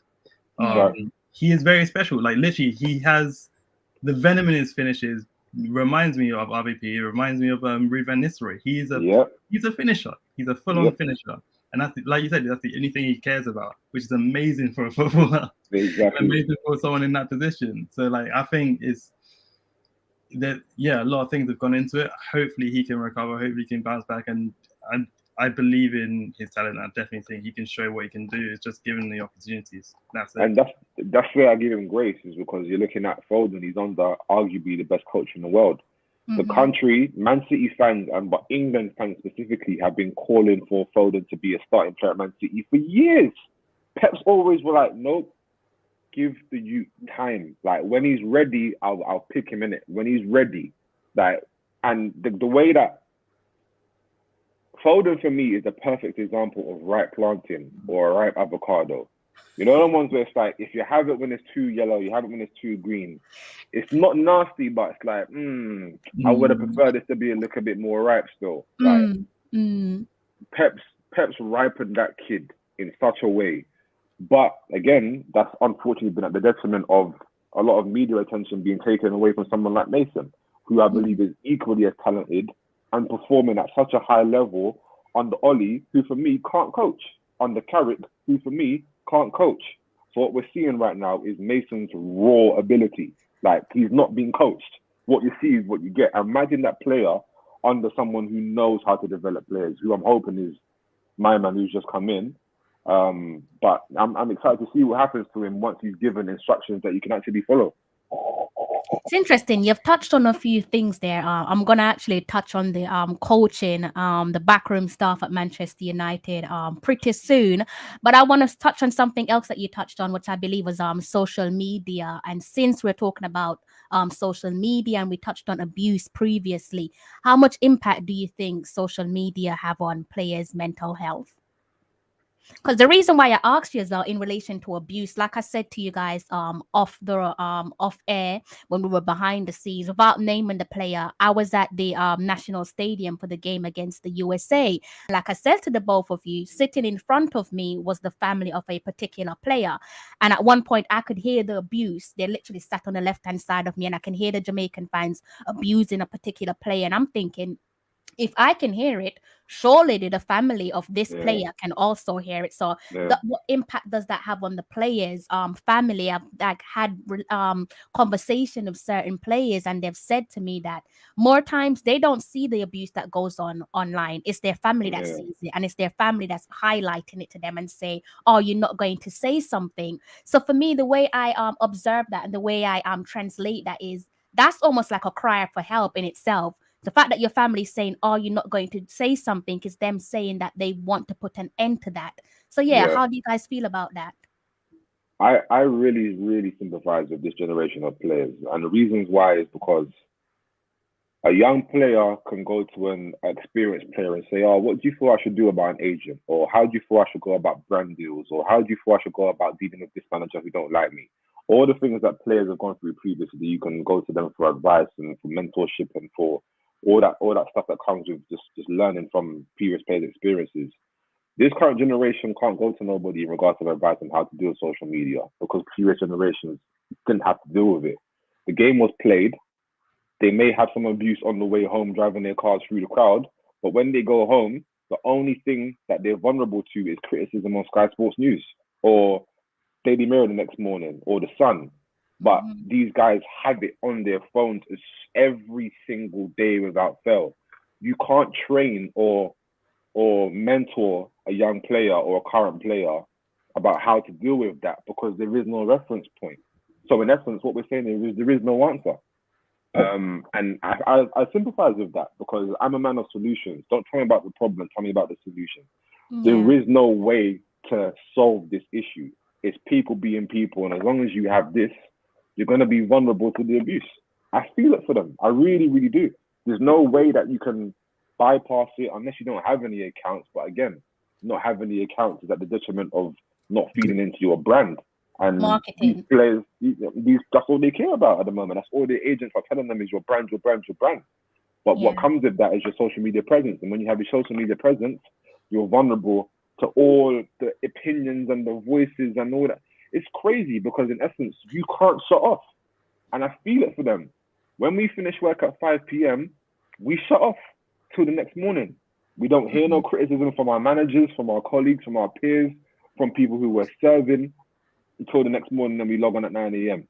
These lot can't shut off. Even if they post a picture of their kids on social media, they're going to go through the comments and be like, oh, but you missed that goal, that one-on-one chance on Sunday, didn't you? You can't escape it. And I feel it for them. I honestly do.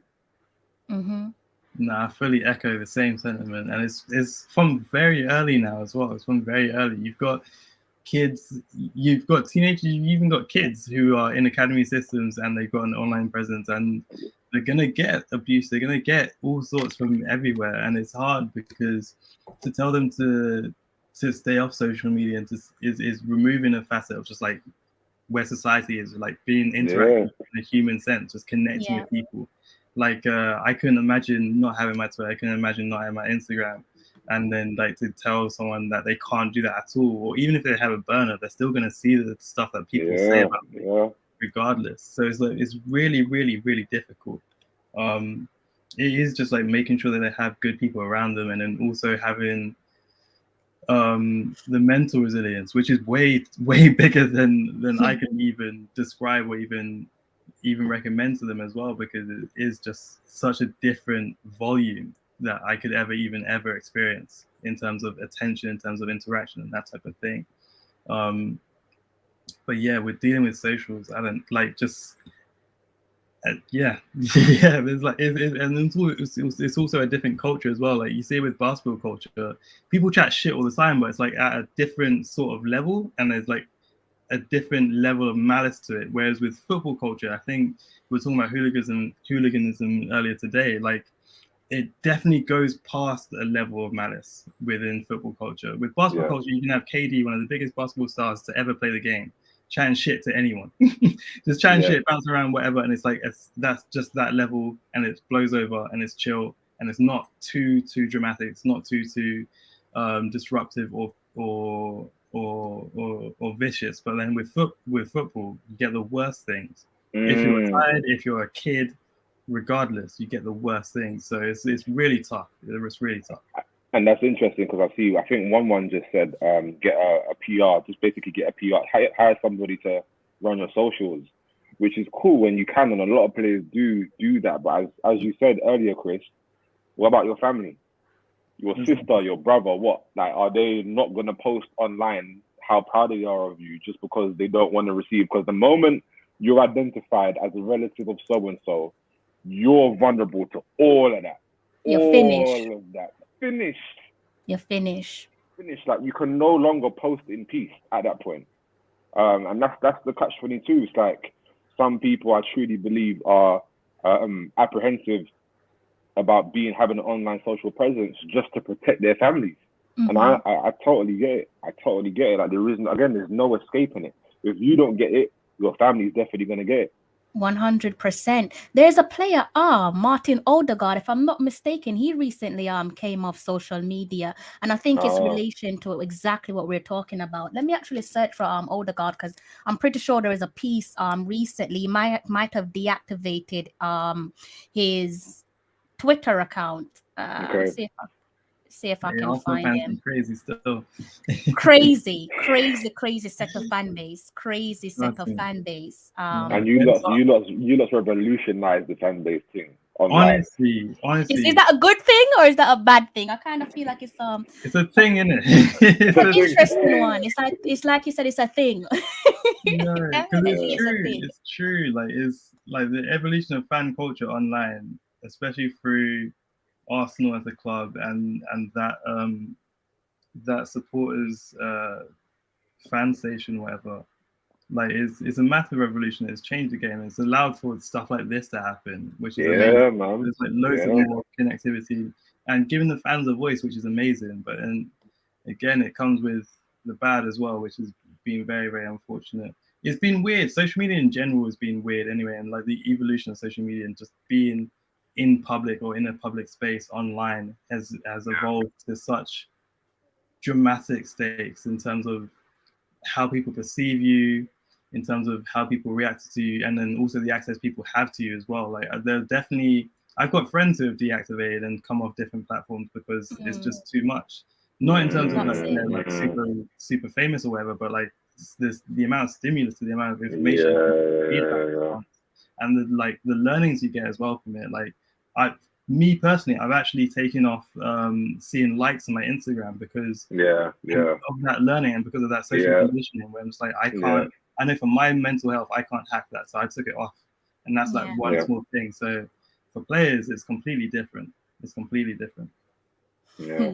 Interesting. This question, Tage, I'm guessing this from Warren. This one is definitely for you, being that you're the Manchester United fan on the panel. First of all, how are you feeling about your new manager coming in temporarily until the summer? And also, how do you feel about the backroom staff? Because if I'm not mistaken, your backroom staff is pretty much staying near enough the same, isn't it? Yeah. I think that I'm neither here nor there with the interim stuff. I'm just happy that they've got somebody in who gives the impression that they know what they want to do. I'm getting Van Gaal vibes about this guy again, in terms of everybody branding him as like the father of the new generation of German football and stuff, and he's birthed Klopp and he fathered Tuchel and all that stuff. I'm like, it was the same thing with Van Gaal. Like, oh, he birthed Mourinho and he's the father of Barcelona after Cruyff, and I'm like, I get it. Like, these men are influencers, but Like, I'm looking at his resume. I'm like, all right, cool. What have you impacted in this day and age of this present day of football? That's what I'm interested in. I'm highly annoyed that the backroom staff is still at Manchester United because I believe they were the problem. Ollie's not a football coach. Like, he's not a football coach. Like, he's tried to emulate himself after Alex Ferguson in terms of being a man manager and all that stuff. So we're talking about what we hated about Man United. It wasn't the man management. That's not about. We don't see that stuff. What we saw was the poor football. The poor football was as a result of the coaching staff. I looked at the flipping starting 11 of the Man United game against Chelsea. I'm like, you are exposing yourself as the reasons why Man United have been the way they have been. How like does it? Not gonna lie, with that lineup, I really thought you lot were gonna get cooked. You know, I was like, but history shows otherwise. History shows otherwise. The stats are good, but like in terms of Man U versus Chelsea, but that lineup was a risk. And it's only because Tuchel got it wrong in terms of starting Werner instead of Lukaku why we weren't punished. Yeah. You started 3 CDMs. You started Matic. You started McTominay. You started Fred on top of 4 defenders. So you've got 7 defensive-minded players on the pitch at one time. And at half-time, you still managed to concede 10 shots and they have 66% percentage. How does that work with 7 defensive players on the pitch? What I want to know is, and I have no problem with this, if you want to be silly, don't even bring him to the game. Don't bring him to Old Trafford on Thursday. Leave the Don at home. Why isn't he in the starting 11? I had a conversation with somebody. I kid you not. Someone tried to convince me that Don Lingard is better than Donny. At that point, I said I am absolutely lost for words. I said I said if you think that is the case in the January transfer window, let him come to Arsenal. If you believe this guy is not better than Lingard, you bring him to the and Odegaard, just swap him in and out. Yeah, I don't understand. But this has been the culture of Man United since Ollie's taken over, since he's been in charge. Yeah. And the question has always been, what warrants a starting place in a Man United team? Because clearly, good performances in the previous game isn't enough. How can my man score in the previous game and still, in this day, still not get a chance in the starting 11?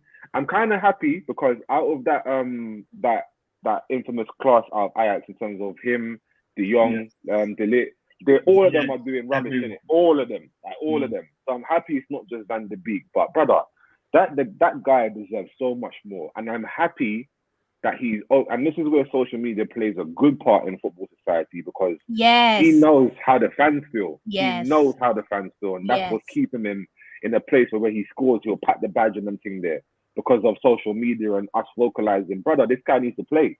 But I don't know what that guy needs to do. It's clear the club don't want him in it, but I'm like, okay, who approved the transfer in the first place then? If you man don't want him this much. Like the guy is being disrespected now. It's crazy.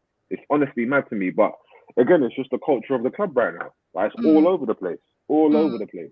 And I'm hoping that in this next chapter, whoever comes in does things completely different to the Alex Ferguson way. Like, we can't keep chasing this Alex Ferguson ghost.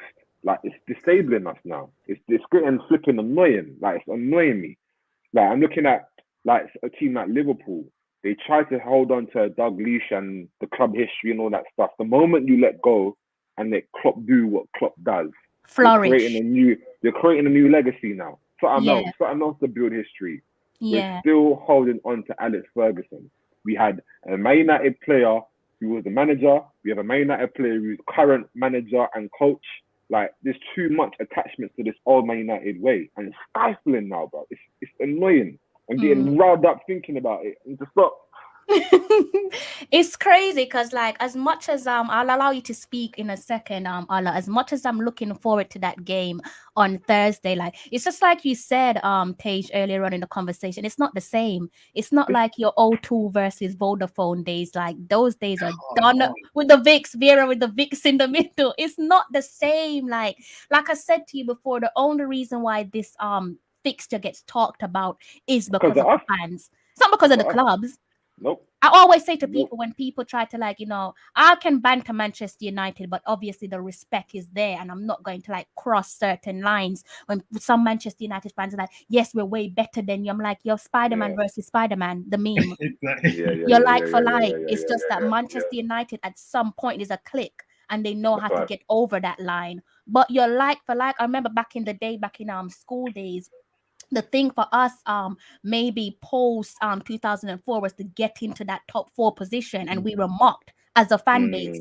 Nowadays you see like Manchester United fans saying they want to get into top 4 because you know what comes with that. Yes, it might not be a trophy, but you get bragging rights in terms of saying that you're in the Champions League. Nobody can chat to you, especially when you're outside of Europe looking in. Who's going to talk to you? But it's just crazy because it's just like you said, it's not the same no more. It's just not the same. The only reason why Thursday might be a bit more fiery is because Ronaldo's there. And Possibly. Ronaldo knows what that fixture means because he was in the height of it. And Ronaldo's going to amp up Fernandez, and Fernandez is going to ramp up everybody else. Yeah. That's the only reason why. But other than that, you're right, man. So that the spark is gone. And us as fans, we're still trying to hold on to it, acting like it still exists. When the reality is, we don't. It's a whack fixture. It's a whack fixture, honestly. Yeah. And for you, Allah, as well? No, especially for us as Arsenal fans, we've historically haven't done amazing in that fixture. We've got a couple wins here and there, but we haven't historically done that well. And even in banter era, we're still not doing that well with that fixture. So it's not a fixture I look forward to. Like it is just for bragging rights. It is just because like we're pretty much cousins as football clubs, 2 massive football clubs. It's like, let's just have some banter, let's have a bit of rapport in it. It is a bit interesting because we've got a bit of decent form, and you've got a new manager who looks to have some sense. So something could actually happen. Something could actually happen. Regardless, it's gonna be fun anyway. And like you said, the fans make it, and it's gonna be fiery because of the fans. I'm just gonna be there like joshing and having a good time, and maybe having a terrible time if we get back. But still, like it's really there for the fans, really. But we'll have to see. It's a completely different era. It's a completely different era. As long as Lingard doesn't start, then I'm all good. Listen, you can dance all you want because it will be at Old Trafford. You can dance all you want, Mr. Lingard. So I'm not going to lose too much sleep over that one, guys. We're approaching our final 11 minutes or so. So please fire in your final questions for my lovely panelists, and hopefully we can get around to answering them. Before I forget, let me use my manners and say thank you so much for tuning in to our live. It's been almost 2 hours, although it doesn't feel like that. Crazy. So thank you so much for like blessing me with your time, guys. Everyone in the comment section and people who are just looking on, and also a massive thank you to some of you who have hit the like button. If I go over, I can see how many of you have actually touched the like button. 20 of you, which is quite something given the views. It doesn't make sense, does it? But I'm glad it doesn't.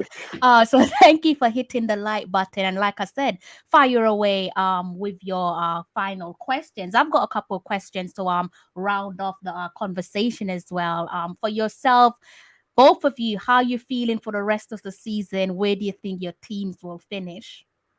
Listen, if there's an outside chance that Arsenal will banner themselves into the Champions League, and it would be the funniest thing I've ever witnessed as an Arsenal fan. And I've witnessed some crazy things as an Arsenal fan, but us getting into the Champions League this year would be absolutely just unreal. I don't think it will happen. Let me just clarify that, but it would be very, very funny.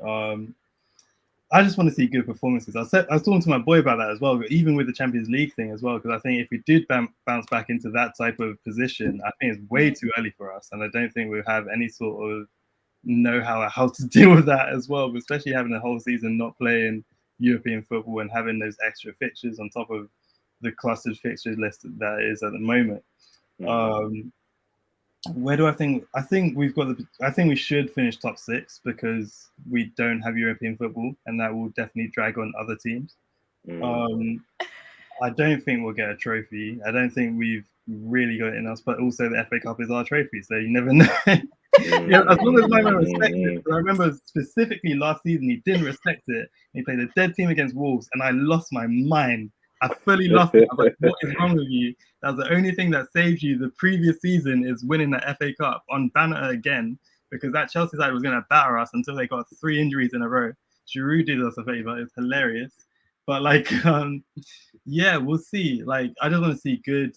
I just want to see good football. Them lot stress me so much. I just want to see good football. I hear that, man. I hear that. Football and I'll be bouncing, man. I'll be out of it. I hear that. I'm the same, and I echo that last point that Ola just made. I just want to see good football, man. At this point, I don't really care about the results. I can easily see us getting Europa. I don't want Europa. I can't stand Europa League. What about the Conference League? You fancy the Conference League? Brother, that's even worse. You know what? It would be so bad if our first European trophy was the fucking Conference League. Can you imagine? Conference League. Chelsea Listen, I don't care. Call me a fake fan if you want. Me now watch nothing in the Conference League. I am not watching. Imagine. Conference League. Imagine. The Conference League. Shameful. That's actually worse than claiming the what's that little 50p trophy that you get at the start of the season? The Community Shield. That's worse than the Community Shield. Oh man. Yeah, man. So yeah, I don't want no Europa. I don't want no Conference Europa. None of that. If we're gonna finish mid-table, and call it the Conference Europa. Yeah, man. But yeah, I think.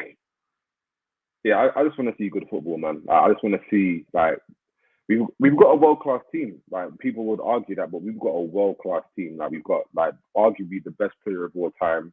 We've got a young phenomenon, Jadon Sancho, who lit up, who for me, single-handedly changed the way that foreign people look at English footballers by himself. We've still got Paul Pogba. We've got world-class players. I just want to see them play world-class football now, man. That's it. We're not going to get top 4. Don't care what nobody says. You don't think you're getting top 4? You really don't think you're getting top? So who's your top 4? Because I think you will get it. You know why? Sorry to cut you off. The reason why I look at your new managerial appointment and I think, oh my God, not again. This is what's going to happen. You're going to hit your honeymoon phase. And everybody knows in your honeymoon phase, depending on how long it lasts, and I think it will last long enough, your honeymoon phase is where everything is all rosy, paper over the cracks, you're holding each other's hands in the sunset, you're dancing, whatever. And I think that's what's going to get you into that top 4 position. Just the fact that it's under new managerial appointments, and everything is just everything in the backroom staff, in terms of the staffing, the coaches, the staff and the players, everything should be strictly positive. So surely that will reflect in the result. I hear you, and I agree, and I fully agree, especially about the honeymoon period. However, Liverpool, Chelsea, Man City, that's not even a question. That's top 3 without fail. Like I said earlier about Lukaku, I'm not sleeping on Conte. I'm sorry, I'm not sleeping on Conte. That guy is a genius, man. Came in straight away, dethroned Juventus by himself, straight away. He's got a very, very good team like Tottenham. I know a lot of people argue and say, oh no, they've got some mediocre players. Player for player on paper, like if those players are given some instructions that work, fam, I can easily see it being a very, very tight battle for top 4. And I believe that Tottenham will get it in the very, very last moment. Ooh, serious? Yeah. Listen, man. I don't want it, but maybe that's true. Because like you look at Ole is praying already. I'm telling you, man. I'm hoping. I don't put it past them, but that's big, you know. Because I was even in my head, I was like, you know what? If you get Harry Kane actually playing as a number 9, you got Heung-min Son there, you got freaking Mora as well, Lucas Moura as well. And then you know what? If you get Højbjerg in the right system and playing out of his skin, it's a mad team. Højbjerg, if you got Ndombele playing out of his skin, you've got Reguilon on as a wing back. They've got everything they need. They've got everything. Solid goalkeeper as well. Yeah, man. Yeah. And Conte ain't failed yet in something that he put his mind to in his first season. Anyway. So yeah, I personally can see them grabbing that lot in the last few games of the season. But stressful job there, Spurs, isn't it? Spurs are going to do something Spursy. It's just within them. It's in their DNA. I just love that he's already said that the level of Spurs isn't too high. Mad. We're I gonna wanted ban out something these teams crafty because to we've got happen. like two So Arsenal fans and a Man U fan. We're gonna ban out these teams. That was the funniest thing I've ever heard. It made me smile so much. It made my week. It's hilarious. do you know But he's what's a funny? wicked manager still. You know what's funny? You remember when Mikel signed for Man U and then ended up going over to Chelsea? I wanted something similar to happen where you had Conte go to Spurs, but then just ended up at Old Trafford. Because I think just for the I was hoping that would happen. I'm like, Man U, please try one last time. Just try. Like, where's Sir Alex Ferguson with his coat when you need him? Just try. Just run again. Because I'm still convinced that that could have happened. Like your Manchester United, if you took yourself serious, you could have got Conte. Make no mistake about that. Easily. Yeah, and it's a huge task. It's a huge task, but like you said, like you have world class players. You've got World Cup winners, Champions League winners. Like it's a delightful recipe. The only manager in the world, apart from obviously Klopp and Pep, that's turning down that Man United role is Pochettino, because he's got equally as good of a squad in PSG. There's no reason for him to want to leave that. Obviously, unless he wants to live in England. But in terms of the squad that you manage, he's got equally as good as a squad. He's the only one. But everybody else, what if they sacked Oli a month ago? We would have had Conte by now. I'm telling you. Nah, especially playing the back three with Maguire and Varane. Do not curse on this channel. You do not mention Slabhead on this channel. Like you don't come over here and curse like that. Listen, as somebody who despises Manchester United, for me, this is the worst captain I have ever seen in Manchester United colours. He actually irritates me. And I'm supposed to be happy that he's your captain. Like, what is this? Listen. You know what irritates me about him as well? I'll see this guy pointing instructions at his players, and then you go and you make a stupid mistake and you're having to go at your players. How dare you? How dare you? This is where the mockery of the club. You know when players do that and you're thinking, yeah, I'm making a statement. But everybody was like, brother, what are you doing? What are you doing? It's a mockery, and he's the captain. So if they're mocking him, they're mocking the club. That's our club captain. Ronaldo's got to take team talks from that man, from that brother there. Can you imagine the dressing room? Him leading team talks. Get out there, man. See, I'm getting bed vexed now. man. Sure, CC is not checking for Spurs, boy. No, he's not at all. He's not having it. Wonder who he supports. But how you saying managerial wise, who's your permanent manager? Who you going for? I want Ten Hag personally. Yeah? Yeah, personally I want Ten Hag, man. His eye for talent, again, you're looking at the money he's made for that club based upon his coaching and his scouting. Boy. Yeah. Boy, yeah. I want that guy, man. I want that guy. That he's like taking Ajax to a semi-final in the Champions League, zero funding, solely through talent scouting and bringing through players. That's all you can ask for at any club. So I'm taking them long term, man.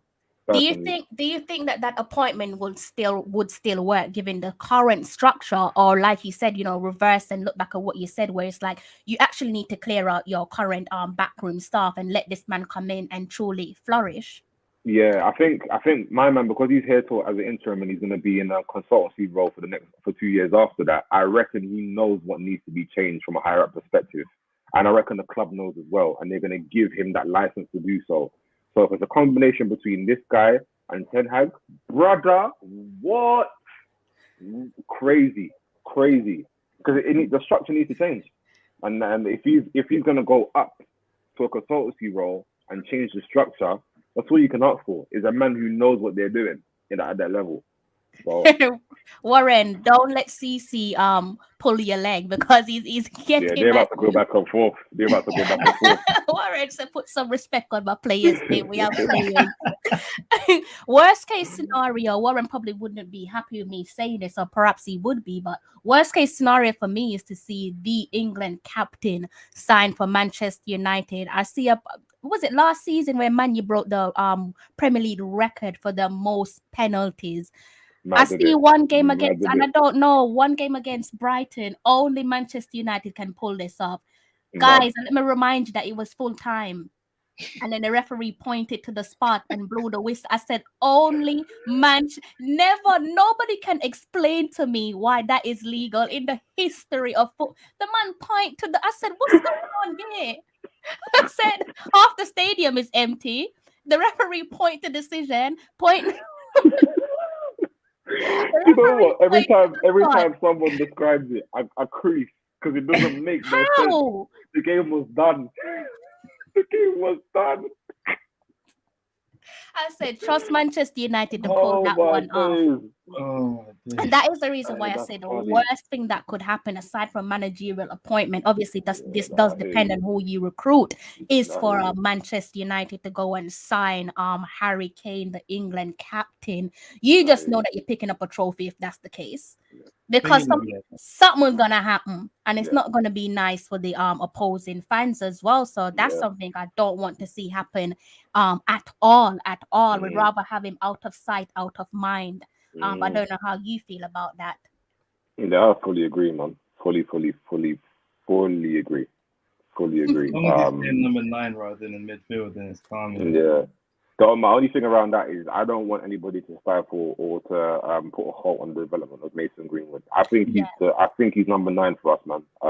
And with players like him, you've got to let him flourish, man. Like, you can't have them and they're on the bench. Like, that's why players like Sancho and Lookman and Damari Gray and them, and they went abroad, because it's like, I need to play week in and week out. That's the only way these players develop.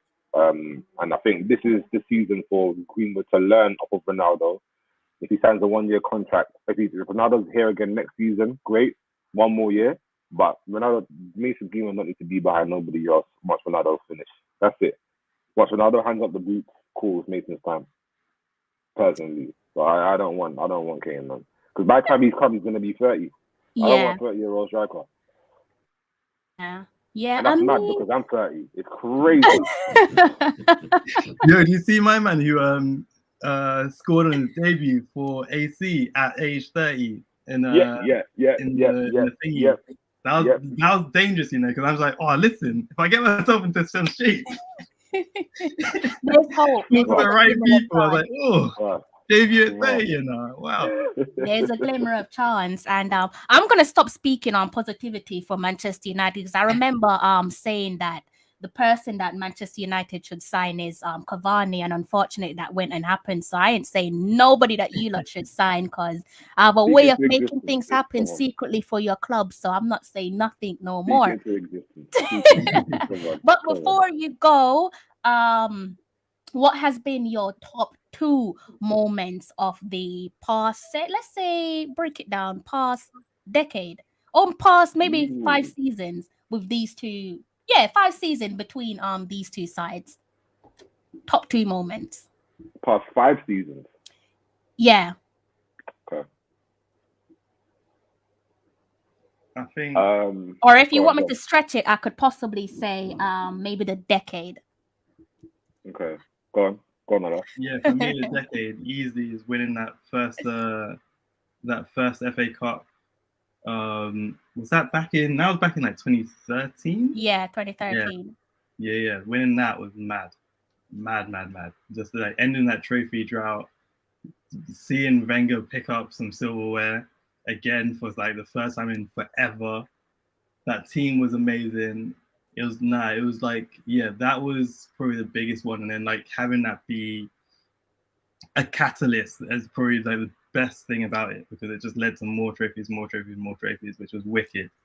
That's easily the best one. And some of them we definitely shouldn't have won. Most of them we definitely shouldn't have won, but we won them anyway, and that's been amazing. So yeah, that first one was wicked.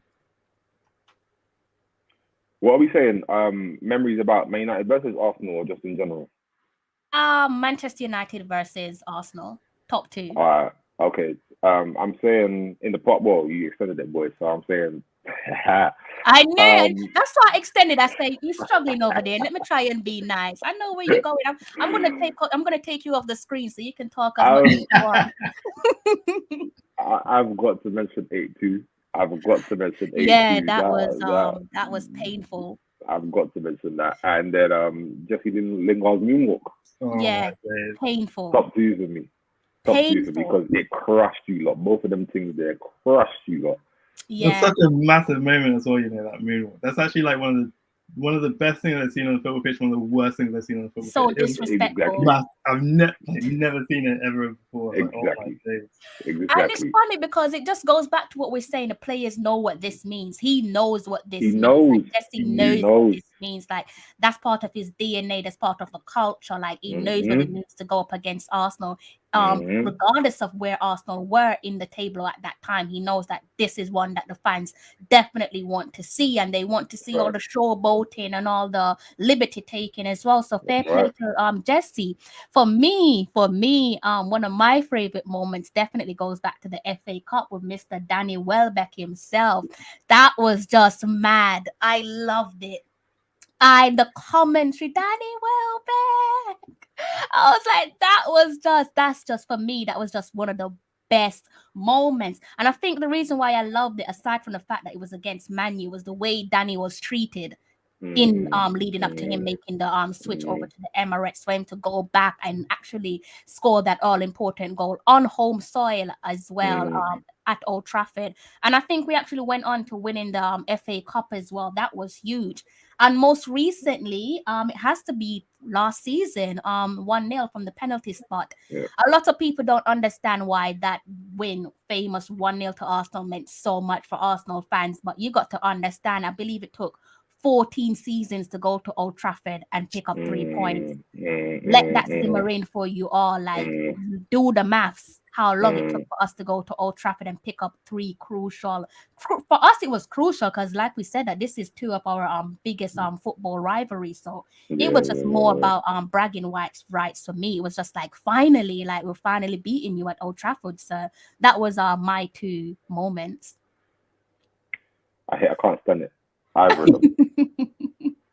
of them. You know what? And final point, based upon that though, the Danny Welbeck situation, I think you guys are struggling with the same thing that we're struggling with in terms of people trying to recreate Alex Ferguson and his moments too much. Yeah. Every single striker that you guys get, it's the next Henry. And Danny Welbeck struggled. They was like, oh my gosh, the hat trick reminds us of Henry. And in fact, that's pressure that nobody can handle. Like nobody. I think the worst thing Aubameyang could have done was take the number 14. The worst thing is that you're not him. Nobody can be him. With the captain's armband at the same time. Mad, but hey. Guys, before we go, let me just hand it over back to my amazing panelists, Mr. Tajean Hutton and Mr. Fisayo. Yeah, you see CC's thing. I was like, yeah. I just hit the comment. I didn't even read it, but I don't think Taje's gonna appreciate that. But yeah. That was amazing. Classic. That was mad, Mr. Fabregas with that one. Like I was saying, guys, before I go, I'll hand you back over to my panelists for their closing words, and then I will have to love you and leave you. But thank you so much for blessing me with a moment of your time. So Tej and Allah, what's your final closing words? Just big thank you for having me on. I really appreciate it. Like, I love hanging out with you guys. It's always a great time. It's always great to see you both anyway. So it's like, big love. I think you know what, I'm gonna go. Nah, man. Okay, yeah, I'll go 1-1 draw for Thursday. I'll do that. Okay, I'll take that. My heart can live with that. Listen, I didn't even realize I ain't even had my dinner yet, and it's 2 hours, and that's flown by. So it's been always a pleasure linking up with my people, then, man. Anybody listening to this, so I just want to make you guys know, Crystal is a fighter, and when I tell you the quality of her content is always going to go from level to level because she's a fighter. And you see, when she's got the backing of someone of the quality of Ola's creativity and his mindset, brother, I'm telling you, bless people that do not sleep. I'm telling you, don't sleep, man. Like, I am blessed to be able to call these 2 friends, man. Just because of their creative output, like phenomenal to me. I'm in a privileged position, so it's a privilege for me to be here. So yeah, man, wicked things, man. Thursday, I'm getting 2-1 United still. Jesus. Oh God, I'm gonna have to stay off socials. Yeah, you have to still. It's alright, you can stay off socials. I found you same way.